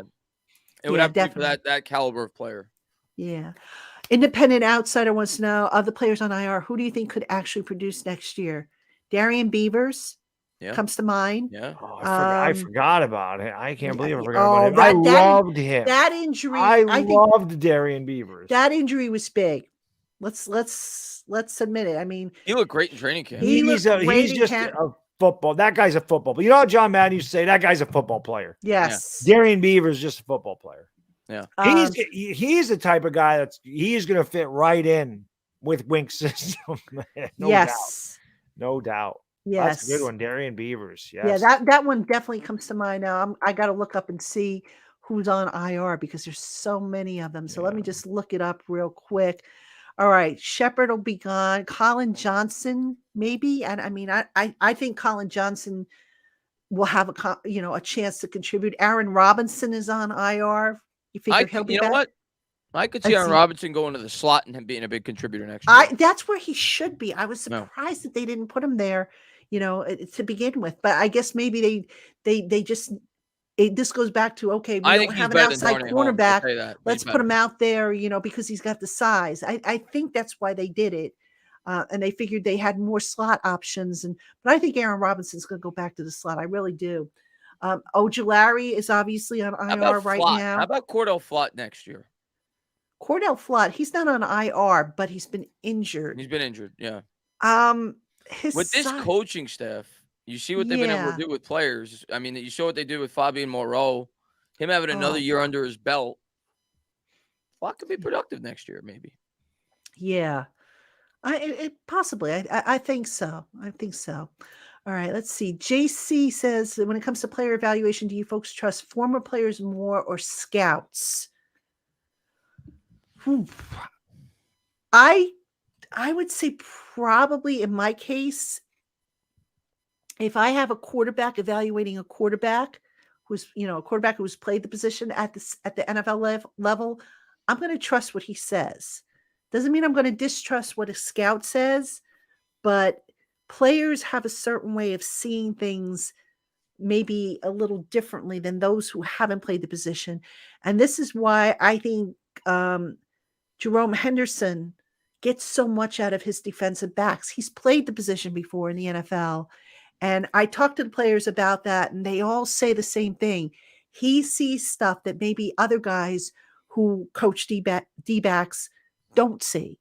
So there is something to be said about a former player working with a current player, I think. Yeah. Same thing with Kafka. He's a former quarterback. Right. Exactly. And it's interesting, speaking of former quarterbacks, on yesterday's show, I had Sean King on, a former NFL quarterback, like I said earlier. And I said to him, we were talking about this. I said, why is it that Kafka has had success with Daniel Jones, but Garrett, who was a former quarterback as well, couldn't come up with the success? And, I'll paraphrase the answer. The basic answer was Garrett's system, he came from the old school style of offense, whereas Kafka, under Andy Reid and, just more modern offense. And sometimes, I guess he felt that Garrett just never evolved with the times, that he was stuck in the one system that he knew that maybe was applicable and worked back in the day and didn't really adjust to, the current. Did Garrett call the plays? Was that stuff through Joe Judge? Was that all Jason? Garrett called the plays. Yeah. Okay. Yeah. Judge did not call any plays, although it's been suspected that Judge had input on special teams. Did he? Oh, I guess this was my question. Did Judge come up with the playbook and Garrett called the plays from the playbook, or was that all Jason Garrett? I think Garrett and the offensive staff mostly developed that playbook. Okay. But Joe had input on it. Okay. Yeah, that it wasn't like Joe was hands off, but at the end of the day, he trusted, Okay. his coordinators to do their job, with maybe the exception of McGahee. I think he had his hand in that pot a little too much. What about Colombo when that whole thing happened? Oh, that was an interesting one. I mean, Garrett liked Colombo because I think Colombo worked for Garrett when they were in Dallas. Yeah. And Colombo had a certain way of doing things, and The wrong way. yeah, and Judge is like, I want it done this way, and it just, you had two alpha males clash heads, and it wasn't. Well, I can say this: I do remember. It might have been the week after. I remember Georgia's coach coming out, not their head coach, but they're always saying, "Why are they teaching him to do something completely opposite they did at Georgia?" And once Colombo got fired, Andrew Thomas got a lot better. That I do remember. Yes, and that's true. He was changing up some of the technique, Mm-hmm. and Andrew was trying. He was trying to adapt to it, but it wasn't a natural fit for him. Which didn't make any sense because Joe Judge's opening presser got me when he said, "Don't teach me what these guys can't do. Tell me what they can do." And then you were teaching Andrew Thomas a bunch of stuff that he couldn't do. And I'm guessing that had not something to do with the fight, but if Colombo's teaching one thing and Judge is like, "No, I don't want you to teach them things that they don't know. Teach them what, work on what they do know, get them better." So who knows? That whole thing was a disaster. That's what Dable actually does, and that's what I like about Dable. And you go back to his days with Buffalo, that's what all of his former players said, is he's not a scheme guy. He's a player guy. He's a guy that fits his offensive philosophy around the players that he has in place.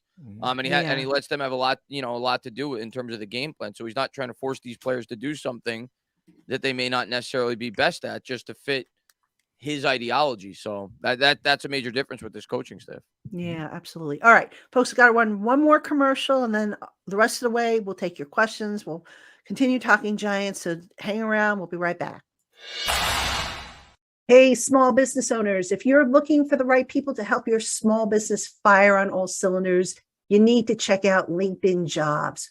Post a free job listing in minutes on LinkedIn Jobs to reach the world's largest professional network of over 810 million people.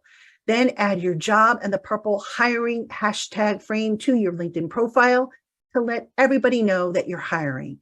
Over 40 million job seekers visit LinkedIn Jobs every week and are just waiting to find opportunities with employers like yours. With LinkedIn Jobs, simple tools like screening questions make it easy to focus on candidates with just the right skills and experience so that you can quickly prioritize whom you'd like to interview and hire. It's why small businesses rate LinkedIn Jobs #1 in delivering quality hires versus the leading competitors. So go ahead, post your first job for free today at linkedin.com/LockedOnNFL. That's linkedin.com/LockedOnNFL to post your job for free. Terms and conditions apply. Hey, Giant fans, we'll be back with Locked On Live in just a moment. But first, thanks for making the Locked On Giants podcast your first listen today.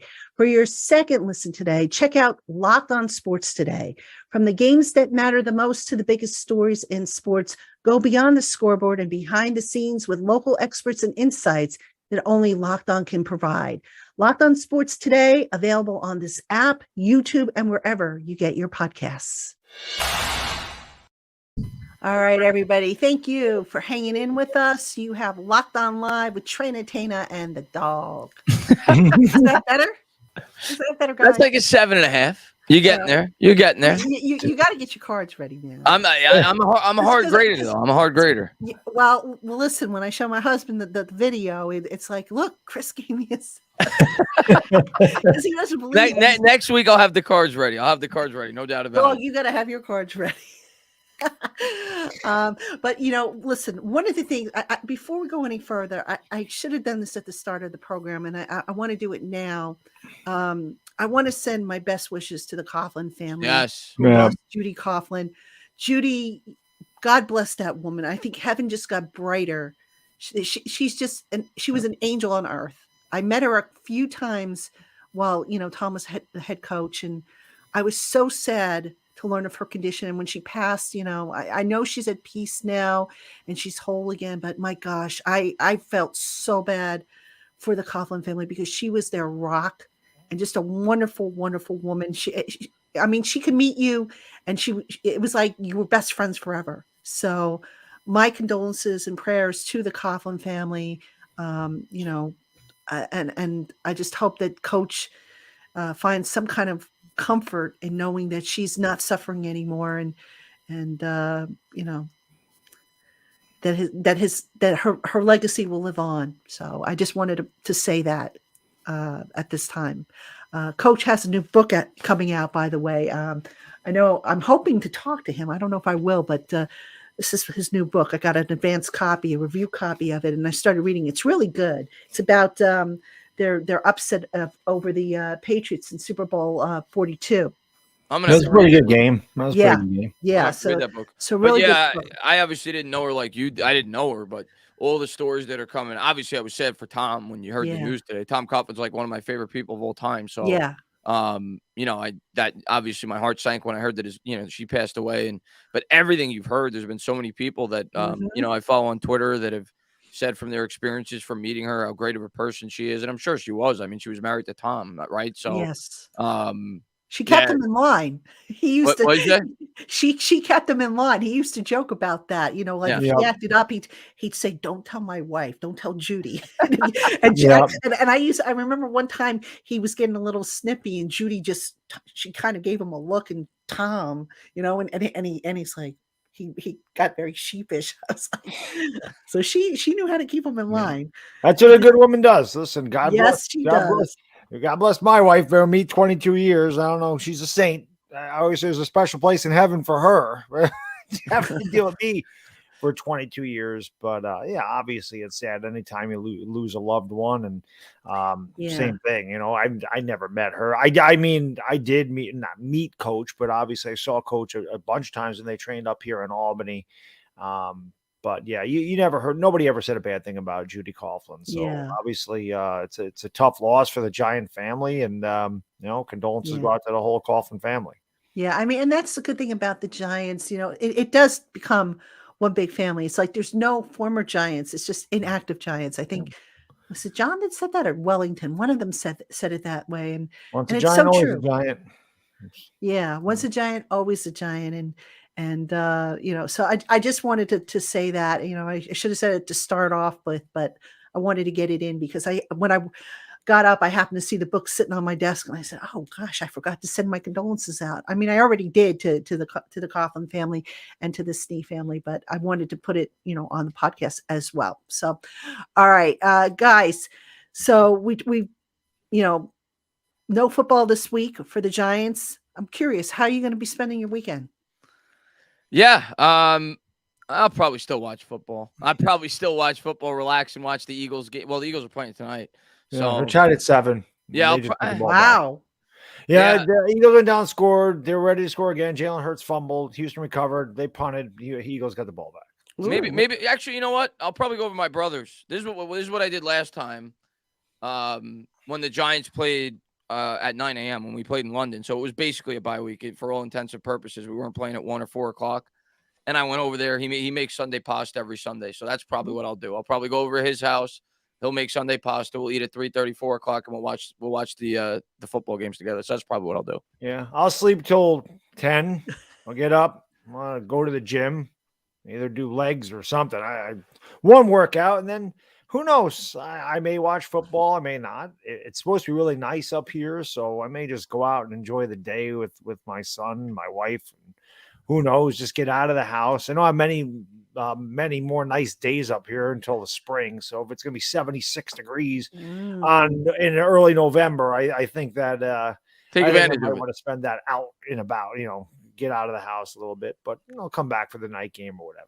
I think, I'm supposed to. What am I talking about? The Laker game. The Lakers play at 3:30 on Sunday, so I have to do that.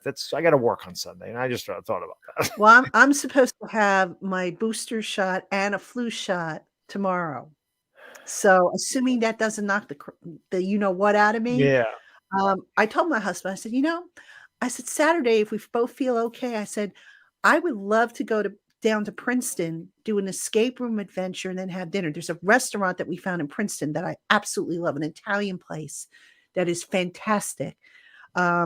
don't ask me the name because it escapes me at the moment, but they make a great pasta. You like So doing the escape room thing? I do. I Yeah. have so much fun doing that. And I've been to about 3 or 4 of them. and my brother, sometimes a lot of times I bring my brother and my sister-in-law, and the four of us, we just kind of, because it's great teamwork, Yeah.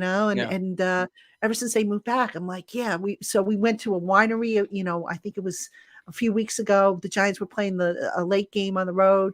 That was fun. So I've been trying to get out more. And like I said, if the shots don't knock the stuffing out of me, that's what I'd like to do. I know my husband wants to watch the NASCAR race on Sunday, I think it is. Is it the last one of the year? I think Close. so. I know in November, it's usually pretty close to the end of the year. Yeah, I think it is. I think it is. 'Cause, he likes watching the races, and obviously he doesn't watch them during football season because he wants to watch the football game. Of course.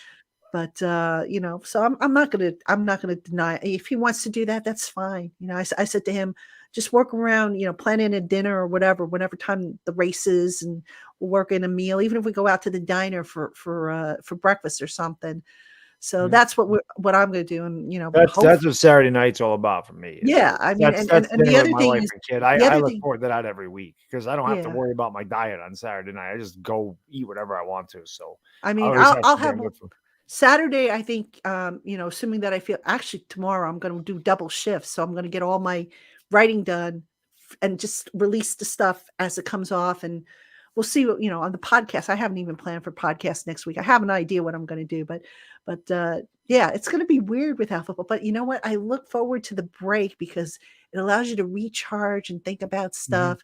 And just really, it's funny. I have a notebook I keep, and I just jot down ideas for stories and analysis and stuff like that. And I got some dynamite stuff coming out on Giants Country, by the way, some stuff that some of the writers contributed and stuff that I'm working on. So please, guys, check it out. In addition to this channel, obviously, check out Giants Country. And speaking of this channel, I know next week I'm going to have, I think I'm going to have another interview. I won't say who, but I believe it's going to be a former player. I know you guys like when I have the former players on. Of course. Yeah. We'll probably do Twitter Tuesday. I'm trying to get Coach Gene on. We haven't had Coach Dean Clemens on in a while. So, and then we'll be back because we'll have a game to talk about next week. Yes, you will. And dog won't be bouncing off the walls because he knows football will be back. Football will be back. Football going. I mean, I'm looking forward to the big college game on Saturday, Georgia, Tennessee. That's a good one. Really good game. And then there's LSU, Alabama. There's a couple really good SEC games. I'm a huge college football fan. So is Tennessee still undefeated? Yes, they're both undefeated. Oh, Tennessee's the number 2 team in the league, or number 2 team, and Georgia's that's a big 1 game. So just Saturday morning, same thing. I'll wake up a little later, I'll go to the gym. I got to do some lawn work, and then I'm just about 3 o'clock. I'm going to just sit in front of the television, watch that game, then we'll go out to dinner. That's kind of the plan on Saturday. And if I sit and watch the race with my husband, what I'll probably do is I'll sit there with my iPad and I'll draw. That's what I've been doing lately. That's how I unwind at night. It's like after a while, it's like I'm tired of working with words, so I start drawing on my iPad. So getting better at it, actually. So, all right, let's get back to some football talk here because I'm sure people are like, who cares what you're going to do? Gabe wants to know if Colombo and Judge actually got into a physical fight. I never got the full story on that. I heard different things about it, Gabe. I know the argument got heated. I don't know if it came to blows, though. I would think if it did, maybe there might have been, I don't know, some additional and security involvement, but I do know it was a heated argument. That's about, all I can tell you on that based on what I know. So it's unfortunate. It was really unfortunate, but that it didn't work. But I think it could have been handled differently. But like I said, you had 2 alpha males going at it, and it's never a good thing when you have 2 alpha males and they vary in opinion, so. Joe Judge wasn't a fair to all in that one. Yeah, I'll tell you what. When Colombo was here, he was very honest and he told it the way it was, and I like that about him. I think a lot of the media liked that about him. Rob Sale was the same way, and I think after a while, the openness that these guys had. I'll tell you what, Rob Sale. Yeah. Especially during the end, you knew he was leaving because he pulled Oh. no punches. Yeah, I know. He literally called like Matt Parrott a baby. Like he held nothing back at the end. I know. As soon as I heard him saying some of the things he said, I'm like, well, he's gone. Big Poppy? They called Big Poppy a baby? Yeah, that he called Matt Parrott. He didn't. Right, that's He Big didn't use Poppy. he didn't use those exact words. He inferred. Yeah, I remember he inferred it. He strongly inferred it. They were asking him why Matt Parrott hasn't played. He's like, he's not tough enough. Right, which is something we had said. I know David Turner had said that on my show. He called him a cream puff, and David got slammed for that. And then you had Rob Sale saying the same thing. But you know what? It's funny. Matt's a great guy. I had a chance to talk to him last week, and his nickname. I said to him, "What's your nickname?" We were talking about nicknames, and he said he's Big Poppy. So I was like, okay. Wasn't there a Yankee called Big Poppy or something? The like that? Red No, Sox. it was David Oh, Red Ortiz. Sox. Okay. The enemy was big. Okay, I'm sorry. Oh my gosh, I should go wash my mouth out with soap, right? That's okay. It's funny. They had the pregame on the World Series, and Jeter was there sitting next to Big Poppy. He said the first thing you got to do is take this 2004 World Series ring off because that was like the darkest day in the history of the Yankees was that 2004 season. So yeah, as a New York fan, man, I've seen a lot of good. I've seen a lot of good. I've seen a lot of bad too. So Right. at least we've seen some good. A lot of fan bases have never seen any good. Yes, true. All right. So amazing. Speaking of Matt Parrott, amazing guy wants to know, will he return this season? I don't know. I know he's made progress. I know he told me he feels better, but when a player that's coming off injury tells me he feels better, I kind of take that with a grain of salt because they all say, I feel good, and it's like, do you believe, you can only, it's like sometimes they just say it to downplay how they really feel. So I think at some point he will come off PUP, but I don't know if he'll pass the 21-day window. Like we were saying earlier, Joe Schoen and Brian Dable have been very, very strategic with what they've been doing. So right now they have answers. I think they have Tyree Phillips. They have Evan Neal. They're going to get back at some point. Bringing Parrott back, it's like, where are you going to fit him? And, you've got to fit him on the 53-man roster. And right now there's really no place for him on the 53-man roster. So my guess is he's going to just sit this year out. Yeah. That's just, Is there ever? I'm just like thinking because I'm like, maybe they could. In my head as you're talking, I'm like maybe we could make something out of Parrott because he was always a guy that had potential, and now we see what this coaching staff is doing with guys who had potential. But then I'm like, well, he's not going to get on the field because of our two tackles. He should be a guard. I was going to say, could they move him to guard in the future? Possibly, maybe he becomes an answer. Well, if that's the case, then he's definitely not playing this year. No, not this year. Yeah, not this year. Yeah. So, I mean, and that's a possibility. But I thought all along that this might be like a quote unquote red shirt year for him. So, but we'll see, obviously. All right. Jordan Samiti asked, do you think the Giants will try more vertical passes with Daniel in the second half of the season? If the receivers can get open and the offensive line can protect, sure. Why not? I think they're going to. I mean, I'm not sitting there saying they're going to become the Bills or the Chiefs. Yeah. But I do think you're going to see, and again, I don't know what the plan is, but I do feel like they're going to open it up a little bit more when they get their guys healthy. They're more acclimated to the playbook. And I think that they do have to change up a little bit. I think that they do have to start to take some deep shots because teams are really going to start making an effort, like a real effort to stop Saquon Barkley and say, listen, like we said, Gino, if you're going to beat us, you tip your cap, you beat us. He did. So you tip your cap. And at the same token, I think if you're a defensive team, you're defending the Giants, you have to say, we're going to shut down Saquon and Daniel Jones. If you can beat us with David Sills and Wan'Dale Robinson and Kenny Golladay, we tip our cap and say, okay, good job, Daniel. And I think they will throw the ball down the field more. Again, it's not like they're going to drop back all the time, throw it, but I think you'll see more shots down the field. And to Amazing Guy's point about throwing more jump balls to Golladay, that's supposedly his specialty. Mm-hmm. So if Golladay is going to prove his worth, that's where he's going to make his. He's a contested catch receiver. He always has been. Yeah, exactly. Daniel Jones has to be willing to trust him in that. And the thing is, they really haven't worked together a lot because he's been hurt so much. Does Daniel Jones trust him? Hey, I'm going to throw up a 50-50 ball. You go out there and get it. Yeah, he had that with Stafford because he worked with Stafford for years. And, Daniel Jones sometimes may err on the side of caution as opposed to aggression in the passing game because he does check it down a lot.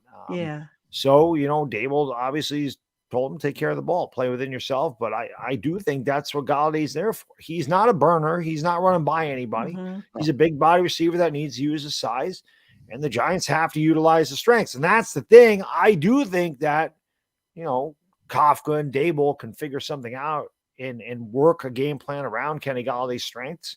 Let's hope Kenny Galladay is healthy. And like Patricia said, he had that aha moment after Kadarius Toney got traded. I feel like he did. I feel like his interview was sincere. And I do feel like he's like, man, I really want to help this team win. I really do. I think so too. Maybe he found it. Maybe that's new motivation for him.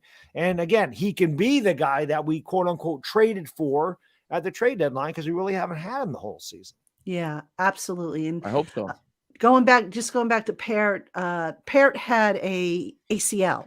So that was the injury. I know it's been a while, but he was injured, I think, towards the end of the last game of the season, if I'm not mistaken. Yeah, it was. I think it was either the last game. So that's why he's been sitting on PUP all this time. It takes time.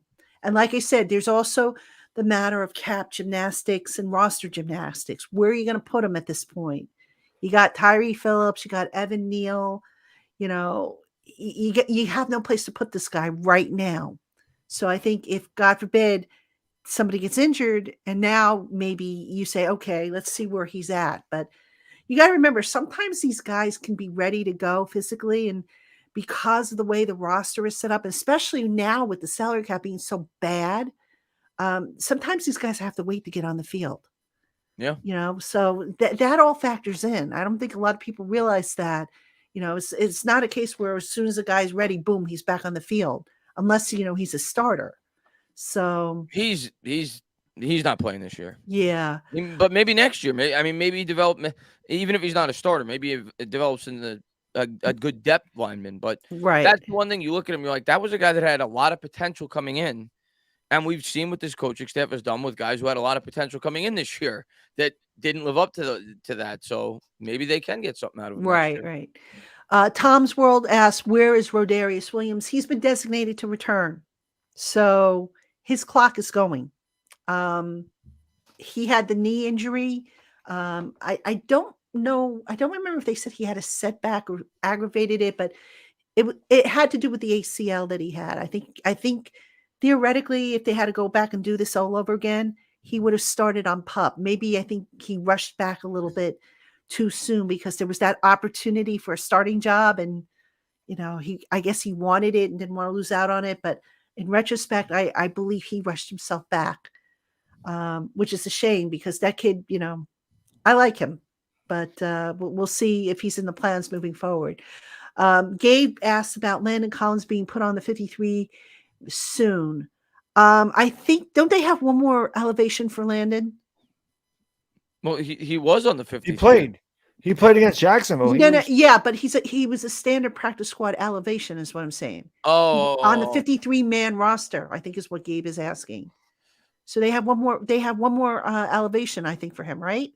Yes. And then somebody could claim him. Yeah, Gabe, what again, this goes down to the salary cap. I think it's cheaper to elevate Landon for another week to save yourself money, and then you can always add him later on because now you're reducing the prorated amount you have to sign him for. It's a salary cap balancing act here at this point. So that's why, I think Landon hasn't been added to the 53-man roster. You got to look and see. Every player has to earn a certain minimum based on the number of years of service he's had. So Landon is 8 years now in the league, or is it 9? Something like 8 or 9. 2015 or so. So this is about 8th year. 8. Yeah. So so now you're talking, upwards of close to $1 million prorated. You've got to divide that by 18 and then do the math. It involves some math and whatnot, but it's a cost thing with Landon. So look, if you could get one more elevation, I think the cost now becomes 1/18 of whatever the standard base salary is for a guy with 8 years of experience, and minus the practice squad fee, and that's what you end up paying him for the week. So it's a cap manipulation thing. So you guys thought this cap thing was easy, right? There's a lot of little tricks and definitely turns. not. Definitely not the little intricacies that you're talking about. There's a lot of little. I'm telling you, I was on the phone today for if not an hour, over an hour, explaining this to somebody. And I was like, I was like sitting there and I'm going, come on, because the person was saying, God, this is complicated. I said, no, it's not. I said, and he's like, well, you know this stuff. You've been doing this stuff for how long? I said, yeah, but anybody can pick it up. I mean, if I picked it up, anybody can, but It's just a matter of putting in the effort and wanting to. You have to put the effort in. And I learned it back when the cap was just coming out. I would I actually sat with a member of the Giants front office, no longer employed now, obviously, but this was years ago. And I asked him questions about the cap, and he told me the basics. And then between that and reading up on it, and I know I took a course with Joel Corey on the cap. So it's so important, because when I write about business decisions, trades, and stuff like that, I can say, okay, the Giants don't have the cap money to do what the fans want them to do. And here's why. Nobody wants to hear it, but you have to say why. And that's the best reason I can give you why the Giants will do something or won't do something, is using the business aspect of it.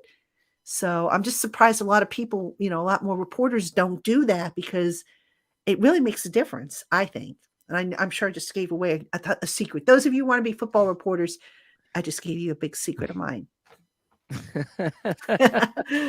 They don't care to do the work, because they just want to draw up clickbaity stories. They don't care if they have. I'm not saying every member in the media, but there's members that just want those clicks. They don't care to put in the effort to dig deep into stuff like that. Yeah, I mean, it does make a difference, because it gives you that's more what a reason GM does. to have an opinion. Yeah, and a lot of times, if you follow the trail, you can come up with an educated decision or an educated guess that turns out to be right. And then you look like a genius, because without needing an insider to tell you, to force feed you that. But, that's that. So, all right. I know a lot of you guys have been asking about the receiver, Isaiah Hodgkins, that they picked up from the Bills. I don't know much about him from a scouting perspective. Do you guys know anything about him? I just remember when he was coming out of Oregon. I think it was Oregon State, if I'm not mistaken. I remember doing mock drafts, and I remember I did look into him a little bit, because he was a guy that I liked in like that 5th or 6th round area. I think he went in the 6th to Buffalo. He was tall. He's 6'4". So I remember liking him, but I don't know a ton about him. I don't think I don't think he was known for his speed. He was known more for his height. Yeah. I don't know much about him either. Kind of similar to like a Galladay, if I remember correctly, like a possession receiver. As long as Dable and Shane know about him, that's what's important. Yes. And you would think that they would, coming from that organization. So. Well, they scouted him, so I'm sure they know. I'm sure they know about him for sure. Jordan, thank you for the kind words. I'm glad you enjoy the program and my content. That means a lot. So thank you for that. And let's see. I know I saw something. I just went by it. Let me go back and find it. Here's an interesting question here. Brandon Swan. It's not really a question, it's an opinion, but I'll ask you guys. They say Gettleman's biggest failure was Joe Judge. And, I don't, Joe Judge, that decision ultimately fell on ownership to sign. I think that was an ownership decision, because I don't think that was Gettleman's, Gettleman came out and said that he didn't think they should have fired Shermer. Yeah. He didn't want Shermer fired. He said it. So, I think that was an ownership decision. I don't think that was a Gettleman decision. Yeah, I mean, I don't want to go back and rehash with Gettleman and decision. I mean, to me, the biggest failure was the salary cap mess that he left for Joe Schoen. Yeah, that to me is just. Yeah. He did everything he said he wasn't going to do, and it resulted in the salary cap mess. So when we're talking big failures, you can talk about DeAndre Baker. You can talk about, the Nate Solder contract, whatever you want. I think the salary cap mess is the biggest, because he basically left the team in worse shape than it was. I mean, there are some building pieces, but really, this is kind of a throwaway year if you think about it. Yeah. So that would be Yeah, how he left it worse than when he took it over is beyond me. It was really bad. When he His took over. last year was the disaster. That It was the was. biggest. That was the. Everybody thought it was the first year. It was the last year that was really last bad. year. He didn't even address the offensive line once. Yeah. Got rid of Zeitler and didn't do anything to fix the offensive line. He said what he was going to do. It's the first thing he said he was doing, fixing the offensive line. Took one guy, had 6 first-round picks. Took 1 first-round lineman. That guy's pretty good. His name's Andrew Thomas. You kind of wish he would have followed through on his vision. Who knows where he would have been. You know? Well, I mean, Andrew Thomas he picked up. You can make the argument now with Saquon. Right. I was just talking about linemen in general. Yeah, linemen, absolutely. He missed on Hernandez. That was a bad miss. Yeah. I Hernandez looks so good as a rookie, and I don't know if they just changed what he was doing. And although I wonder, sometimes these guys put on so much muscle that they just get so bulky and they're not as flexible. It's different. I mean, I would think, and I wonder, with Azeez Ojulari, if maybe that's why he's having the calf issues. I mean, dog, you work out. I mean, can adding so much muscle do that to your it definitely can. I mean, you need your body needs a certain amount of fat. For me, it's more so obviously if you have tighter muscles, they're going to tighten up and you can easily pull them a lot easier. But for me, when I look at these NFL players, because they're not human beings, they're huge people. But when you add all that muscle, because it's so much more dense, you put a lot more pressure on your tendons, which is why I think there's so many ACL tears nowadays, because these guys are so strong and they're putting so much pressure on the tendon. And no matter how much you work out, no matter how strong your muscles get, your tendons always get weaker as you get older. They dry out and they get weaker. So when you're putting more and more pressure, more weight on a tendon, it's easy for it to.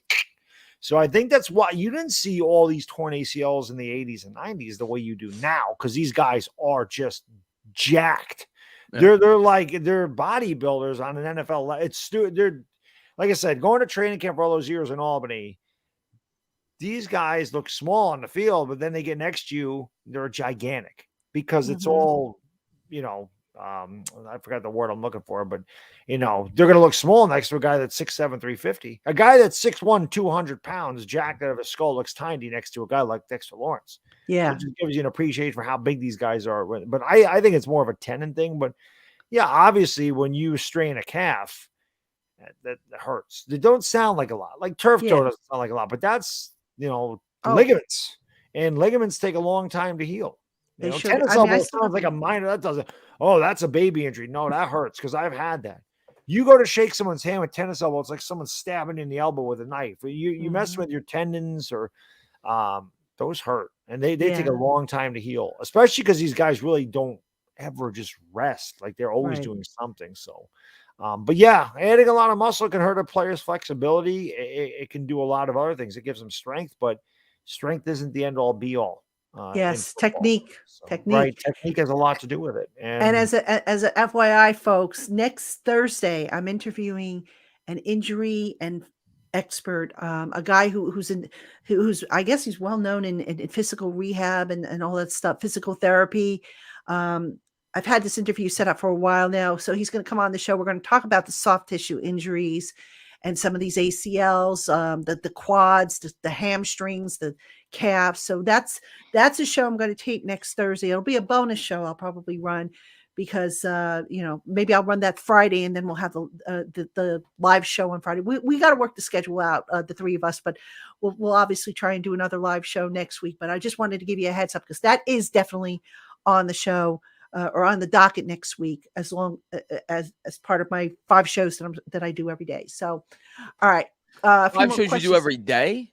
I do 5. I do 5 shows a week. I was going to say. I don't 5 shows. I do 5 articles a day. I'm doing a lot of stuff. I know you. I'm telling you. Everybody who says, "Oh, I wish I had your job," I'm like, "No, you don't. You wouldn't have a life." Yeah, it's tough. I mean, especially during football season, obviously. Oh, I don't go out of the house. I mean, I don't even go to get the mail during like free agency because God forbid I step outside to go and get the mail and something breaks and I'll come back and I'll be like, dang, damn it. I just sat down to and it's funny. Bring your phone to the mailbox. Well, I do, but the funny thing, but it's funny because it's like that sometimes you get a heads up that something's coming, like an agent will tip you off and say, hey, you might want to hang around, don't go out to dinner or anything like that.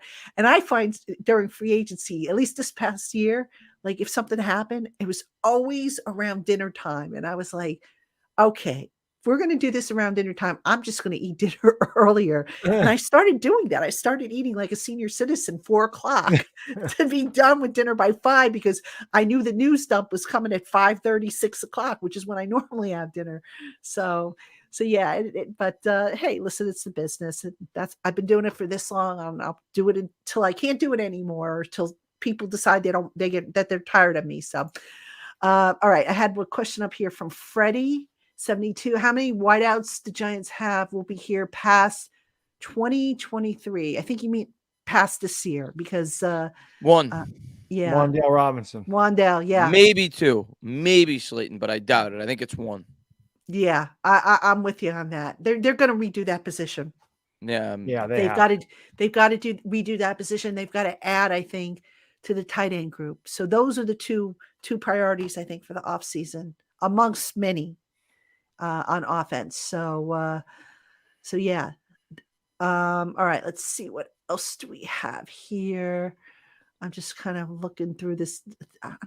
Here's one here. JC asks, is it hard for beat writers to develop relationships in the franchise? And was it difficult when you were young and new in the field? The second part of your question, JC, yes, because you're new, and just like any relationship, you got to build up trust. You got to build up, a rapport. Like if I met you in person, I don't know you, I might know you from our interactions online, but I would need to, what do you like? What are your hot buttons and stuff like that? It's the same thing with any relationship. Is it hard to develop relationships in the locker room and stuff? If you keep it professional, no.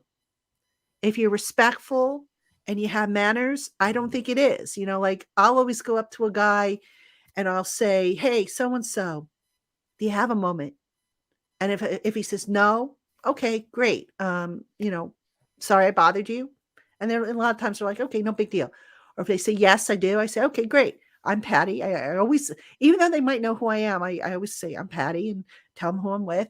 And I tell them what I want to talk about. And then I turn the tape recorder on and I make it clear when I'm taping them, because a lot of times, and this is a mistake a lot of reporters, I think, especially young reporters make, and I don't have one of my tape recorders handy, so I'm going to use my stapler, but a lot of times reporters will go, they will stick it right in your face. And it's like, we call it stabbing. And I know this because I took a course in interviewing when I was in college. So they call this stabbing, when you shove your recorder right in the person's face. And it could be intimidating and it could set them off. So there's a degree of psychology involved with interviewing players. I know a lot of you don't realize that, but you want to have a conversation. You want to build up trust. And you want to show, above all, that you're not there to screw them, so to speak. And I think once you do that and they start to learn, the beauty of it is this word gets around the locker room, who's good and who's the troublemakers are. So little insight there. See? Yeah, I remember you telling me about the stabbing. You come for the football stuff, you get the inside scoop, right? There you go. Yeah. So it's like any business. I mean, some people you're going to get with, and it is what it is. All right. Yep. NY Giants 26 started a podcast. Excited to get it going. First episode dropping Tuesday. Yeah, all right. He added me and BadDog on. He's been with us for a very long time, so I'm excited for him. He's been saying he wanted to start his own podcast, and he did it. Okay, cool. Let me know drop a comment drop a comment for me. And if I have time, I'll check it out, at some point next week. So, and good luck to you on that. That's the way to do it. If you want to become a content creator, you got to stick with it. And, it's like I tell Tommy, I think, Chris, you had Tommy on your show, if I'm not mistaken. No, he's going to be on very soon, but we keep not being able to get on the same schedule. And I see Brandon said, Tana, no, I did not upload a video while this was live. I uploaded the video at like 5:30. I wouldn't do that. But no, I'm going to have Tommy on soon. I talked to him a few times. Just our schedules haven't matched up. Yeah. I tell Tommy all the time, I said, just be yourself and just, have fun. Have fun. Exactly. That's the most important thing. Is have fun. It took me a while to build up the channel, and I still don't have. I have like half of the subscribers to this channel that, some of the more popular podcasts like the Saints and the Broncos have. So It'll build up. I know. I mean, it takes patience is what I'm It getting does. at. It takes patience. It takes a lot of work. It takes Sure. consistency. And it does. That's what it is. Like I said, you have to have fun. Unless it's your full-time job, which some people are fortunate enough to do this full-time.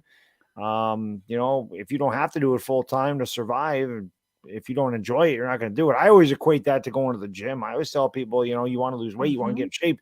That's fine. But if you don't enjoy going to the gym and you look at this work, you're not going to go. So if you don't like lifting weights, find something you like to do and you're going to do it. If you like doing it, you're going to do it. But if you get discouraged or you don't like it, it's not going to work. So yeah, it's like consistent. anything. Find something you enjoy doing. If it is the Giants, find your own. The best thing I can tell you is be yourself.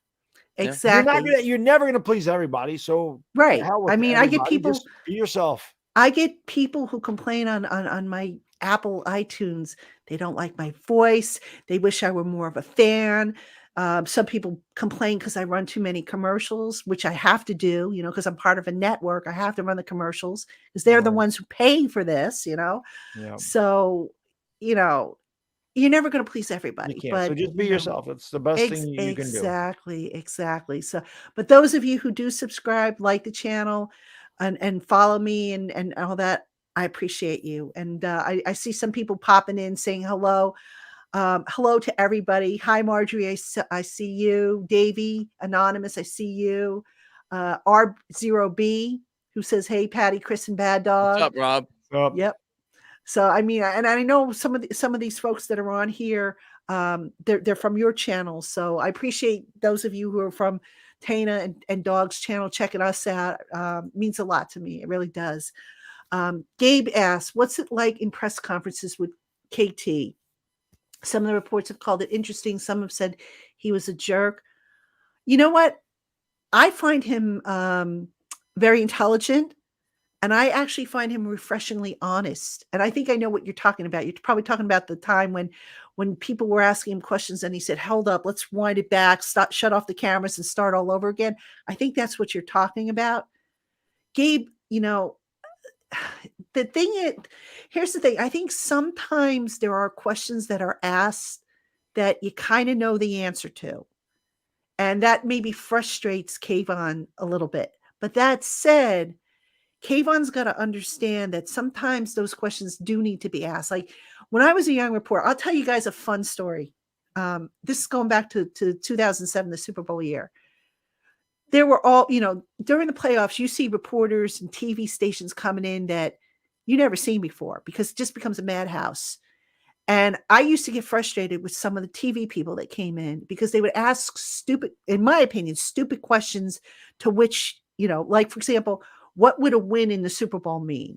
Well, duh, right? We all know what the answer would be.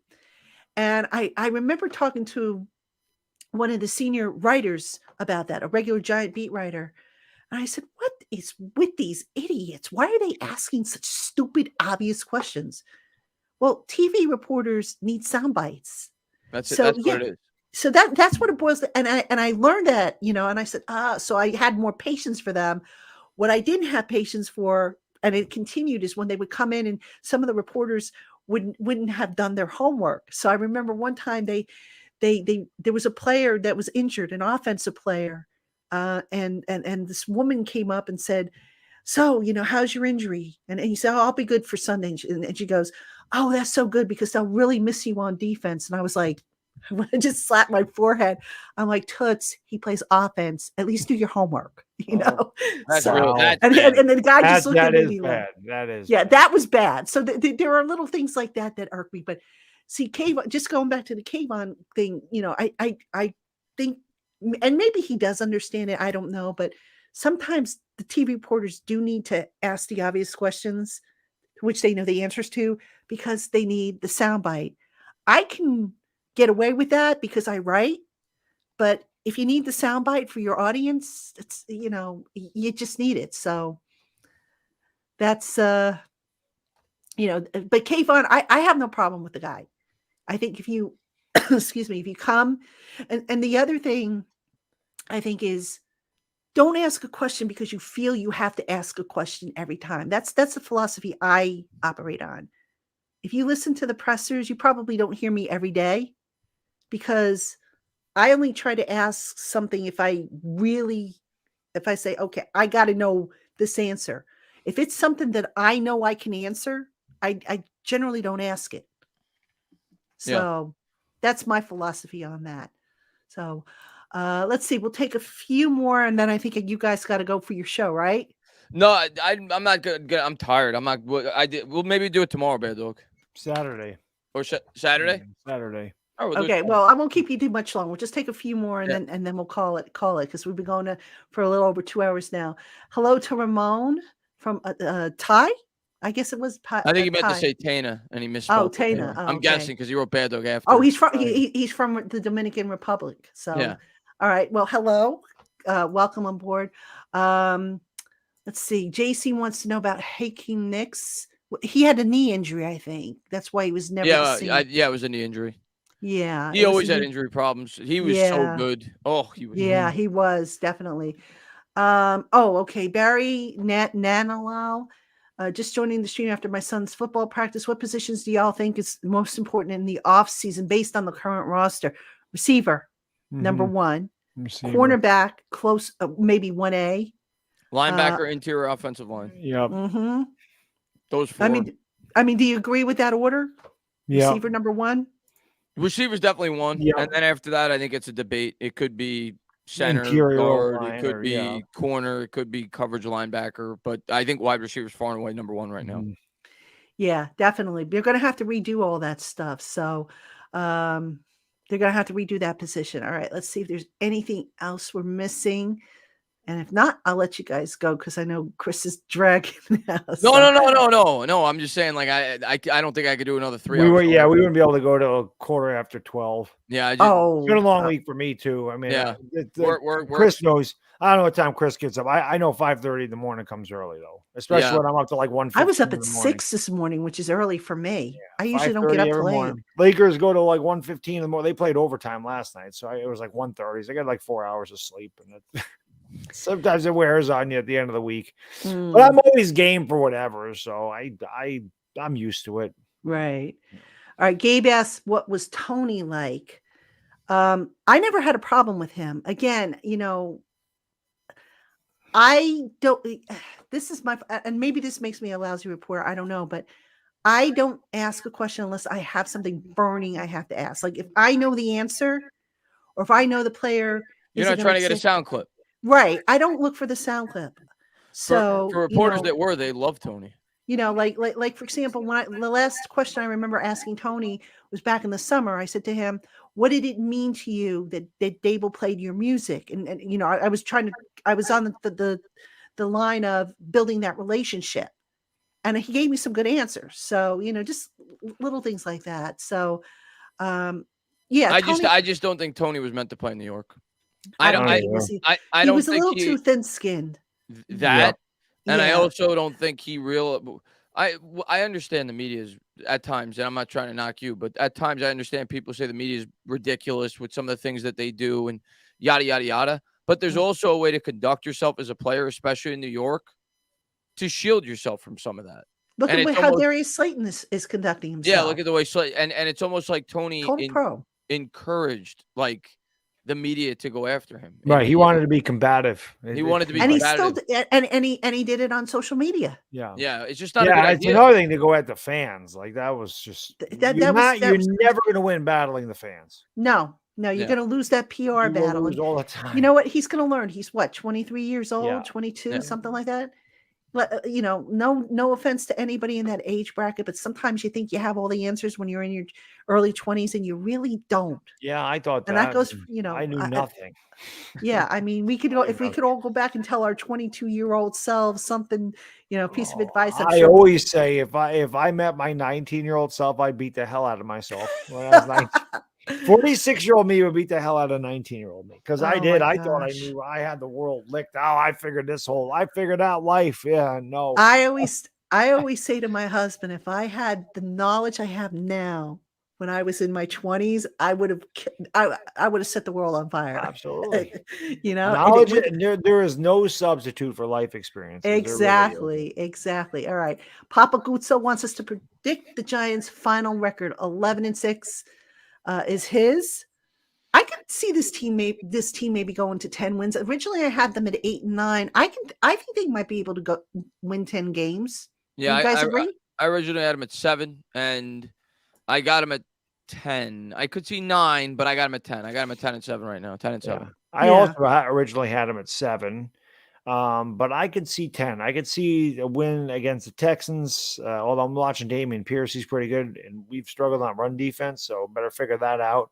But I could see us beating the Texans at home, beating the Lions at home, and then beating Washington maybe twice, or beating Washington and the Colts with a backup quarterback. The Colts, right, with Ellinger playing. So yeah, I could see 9 or 10. I definitely don't think that's out of the question. I think we can win 10 games. Yeah, and the question is maybe Philadelphia does. Maybe Philadelphia is 15-1 in that last game. They're not playing for being undefeated, and they don't want any injuries. They're the number one seed in the NFC, and they don't want to get hurt. Maybe Jalen Hurts and Sanders and AJ Brown only play a quarter, and then the backups are in there, and we do end up winning that game.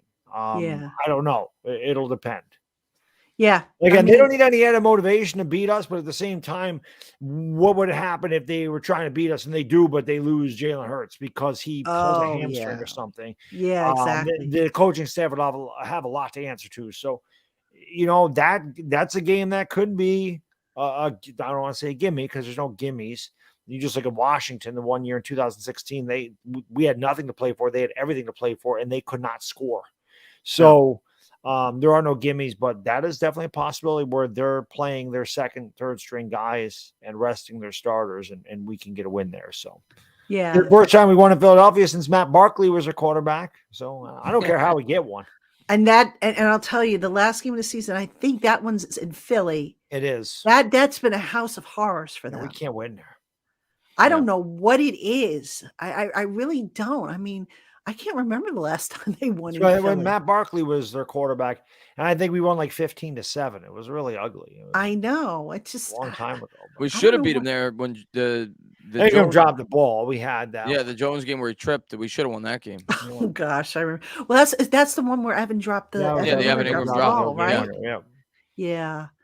So, I mean, fingers crossed. This is a new era. Daniel Jones plays pretty well against the NFC East. I mean, I'm not watching the game, Darius. I disagree with that statement. And I know they're undefeated.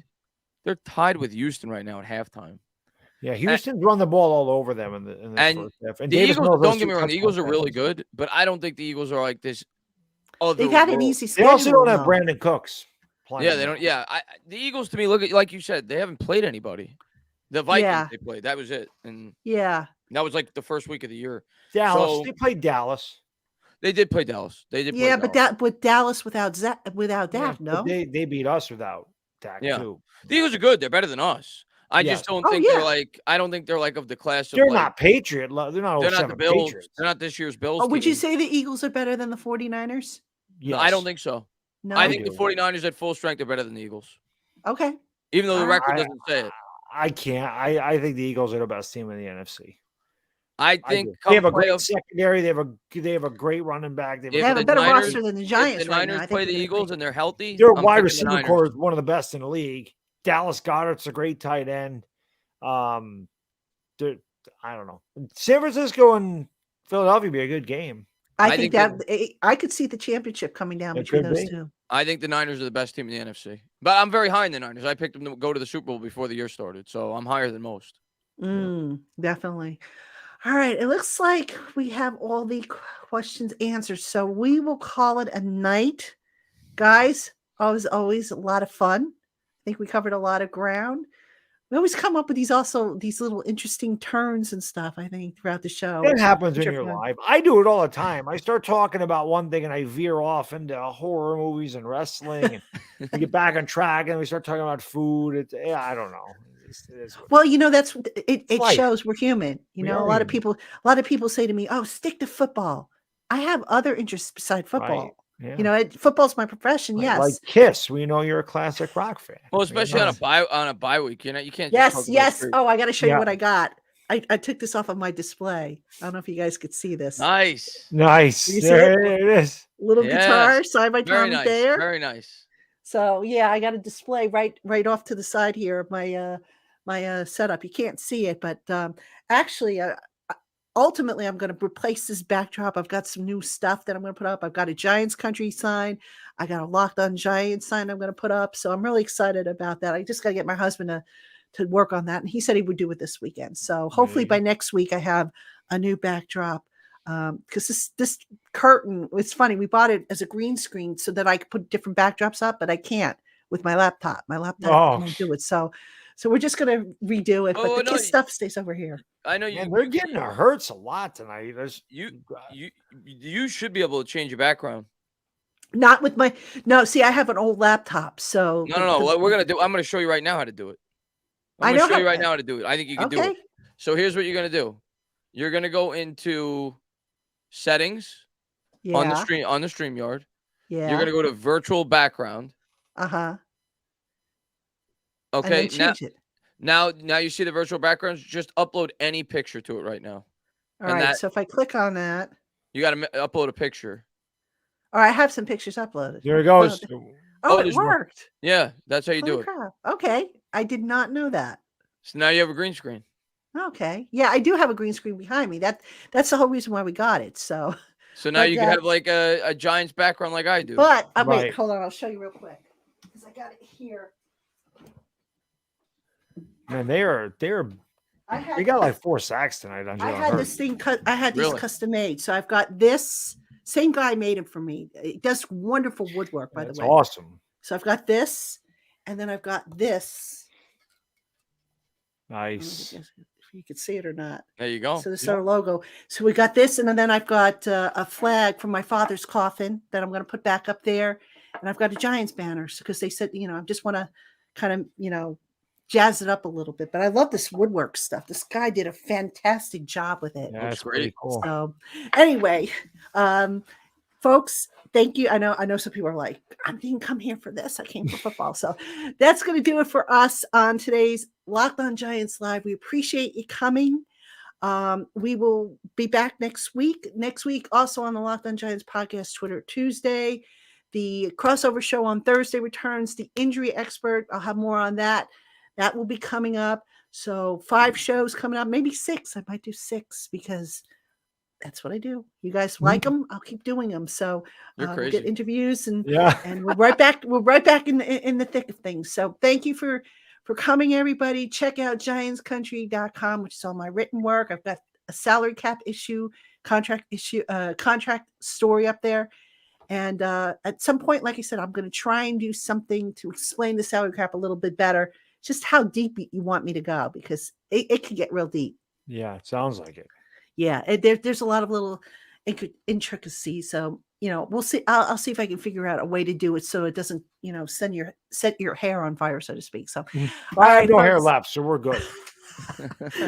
Well, sometimes it sets my hair on fire, and I can't afford that, especially after I grew it back after being sick. So, all right, folks, thanks so much. We'll see you next week. Tana, dog, have a great weekend. You too, guys. Enjoy your weekend.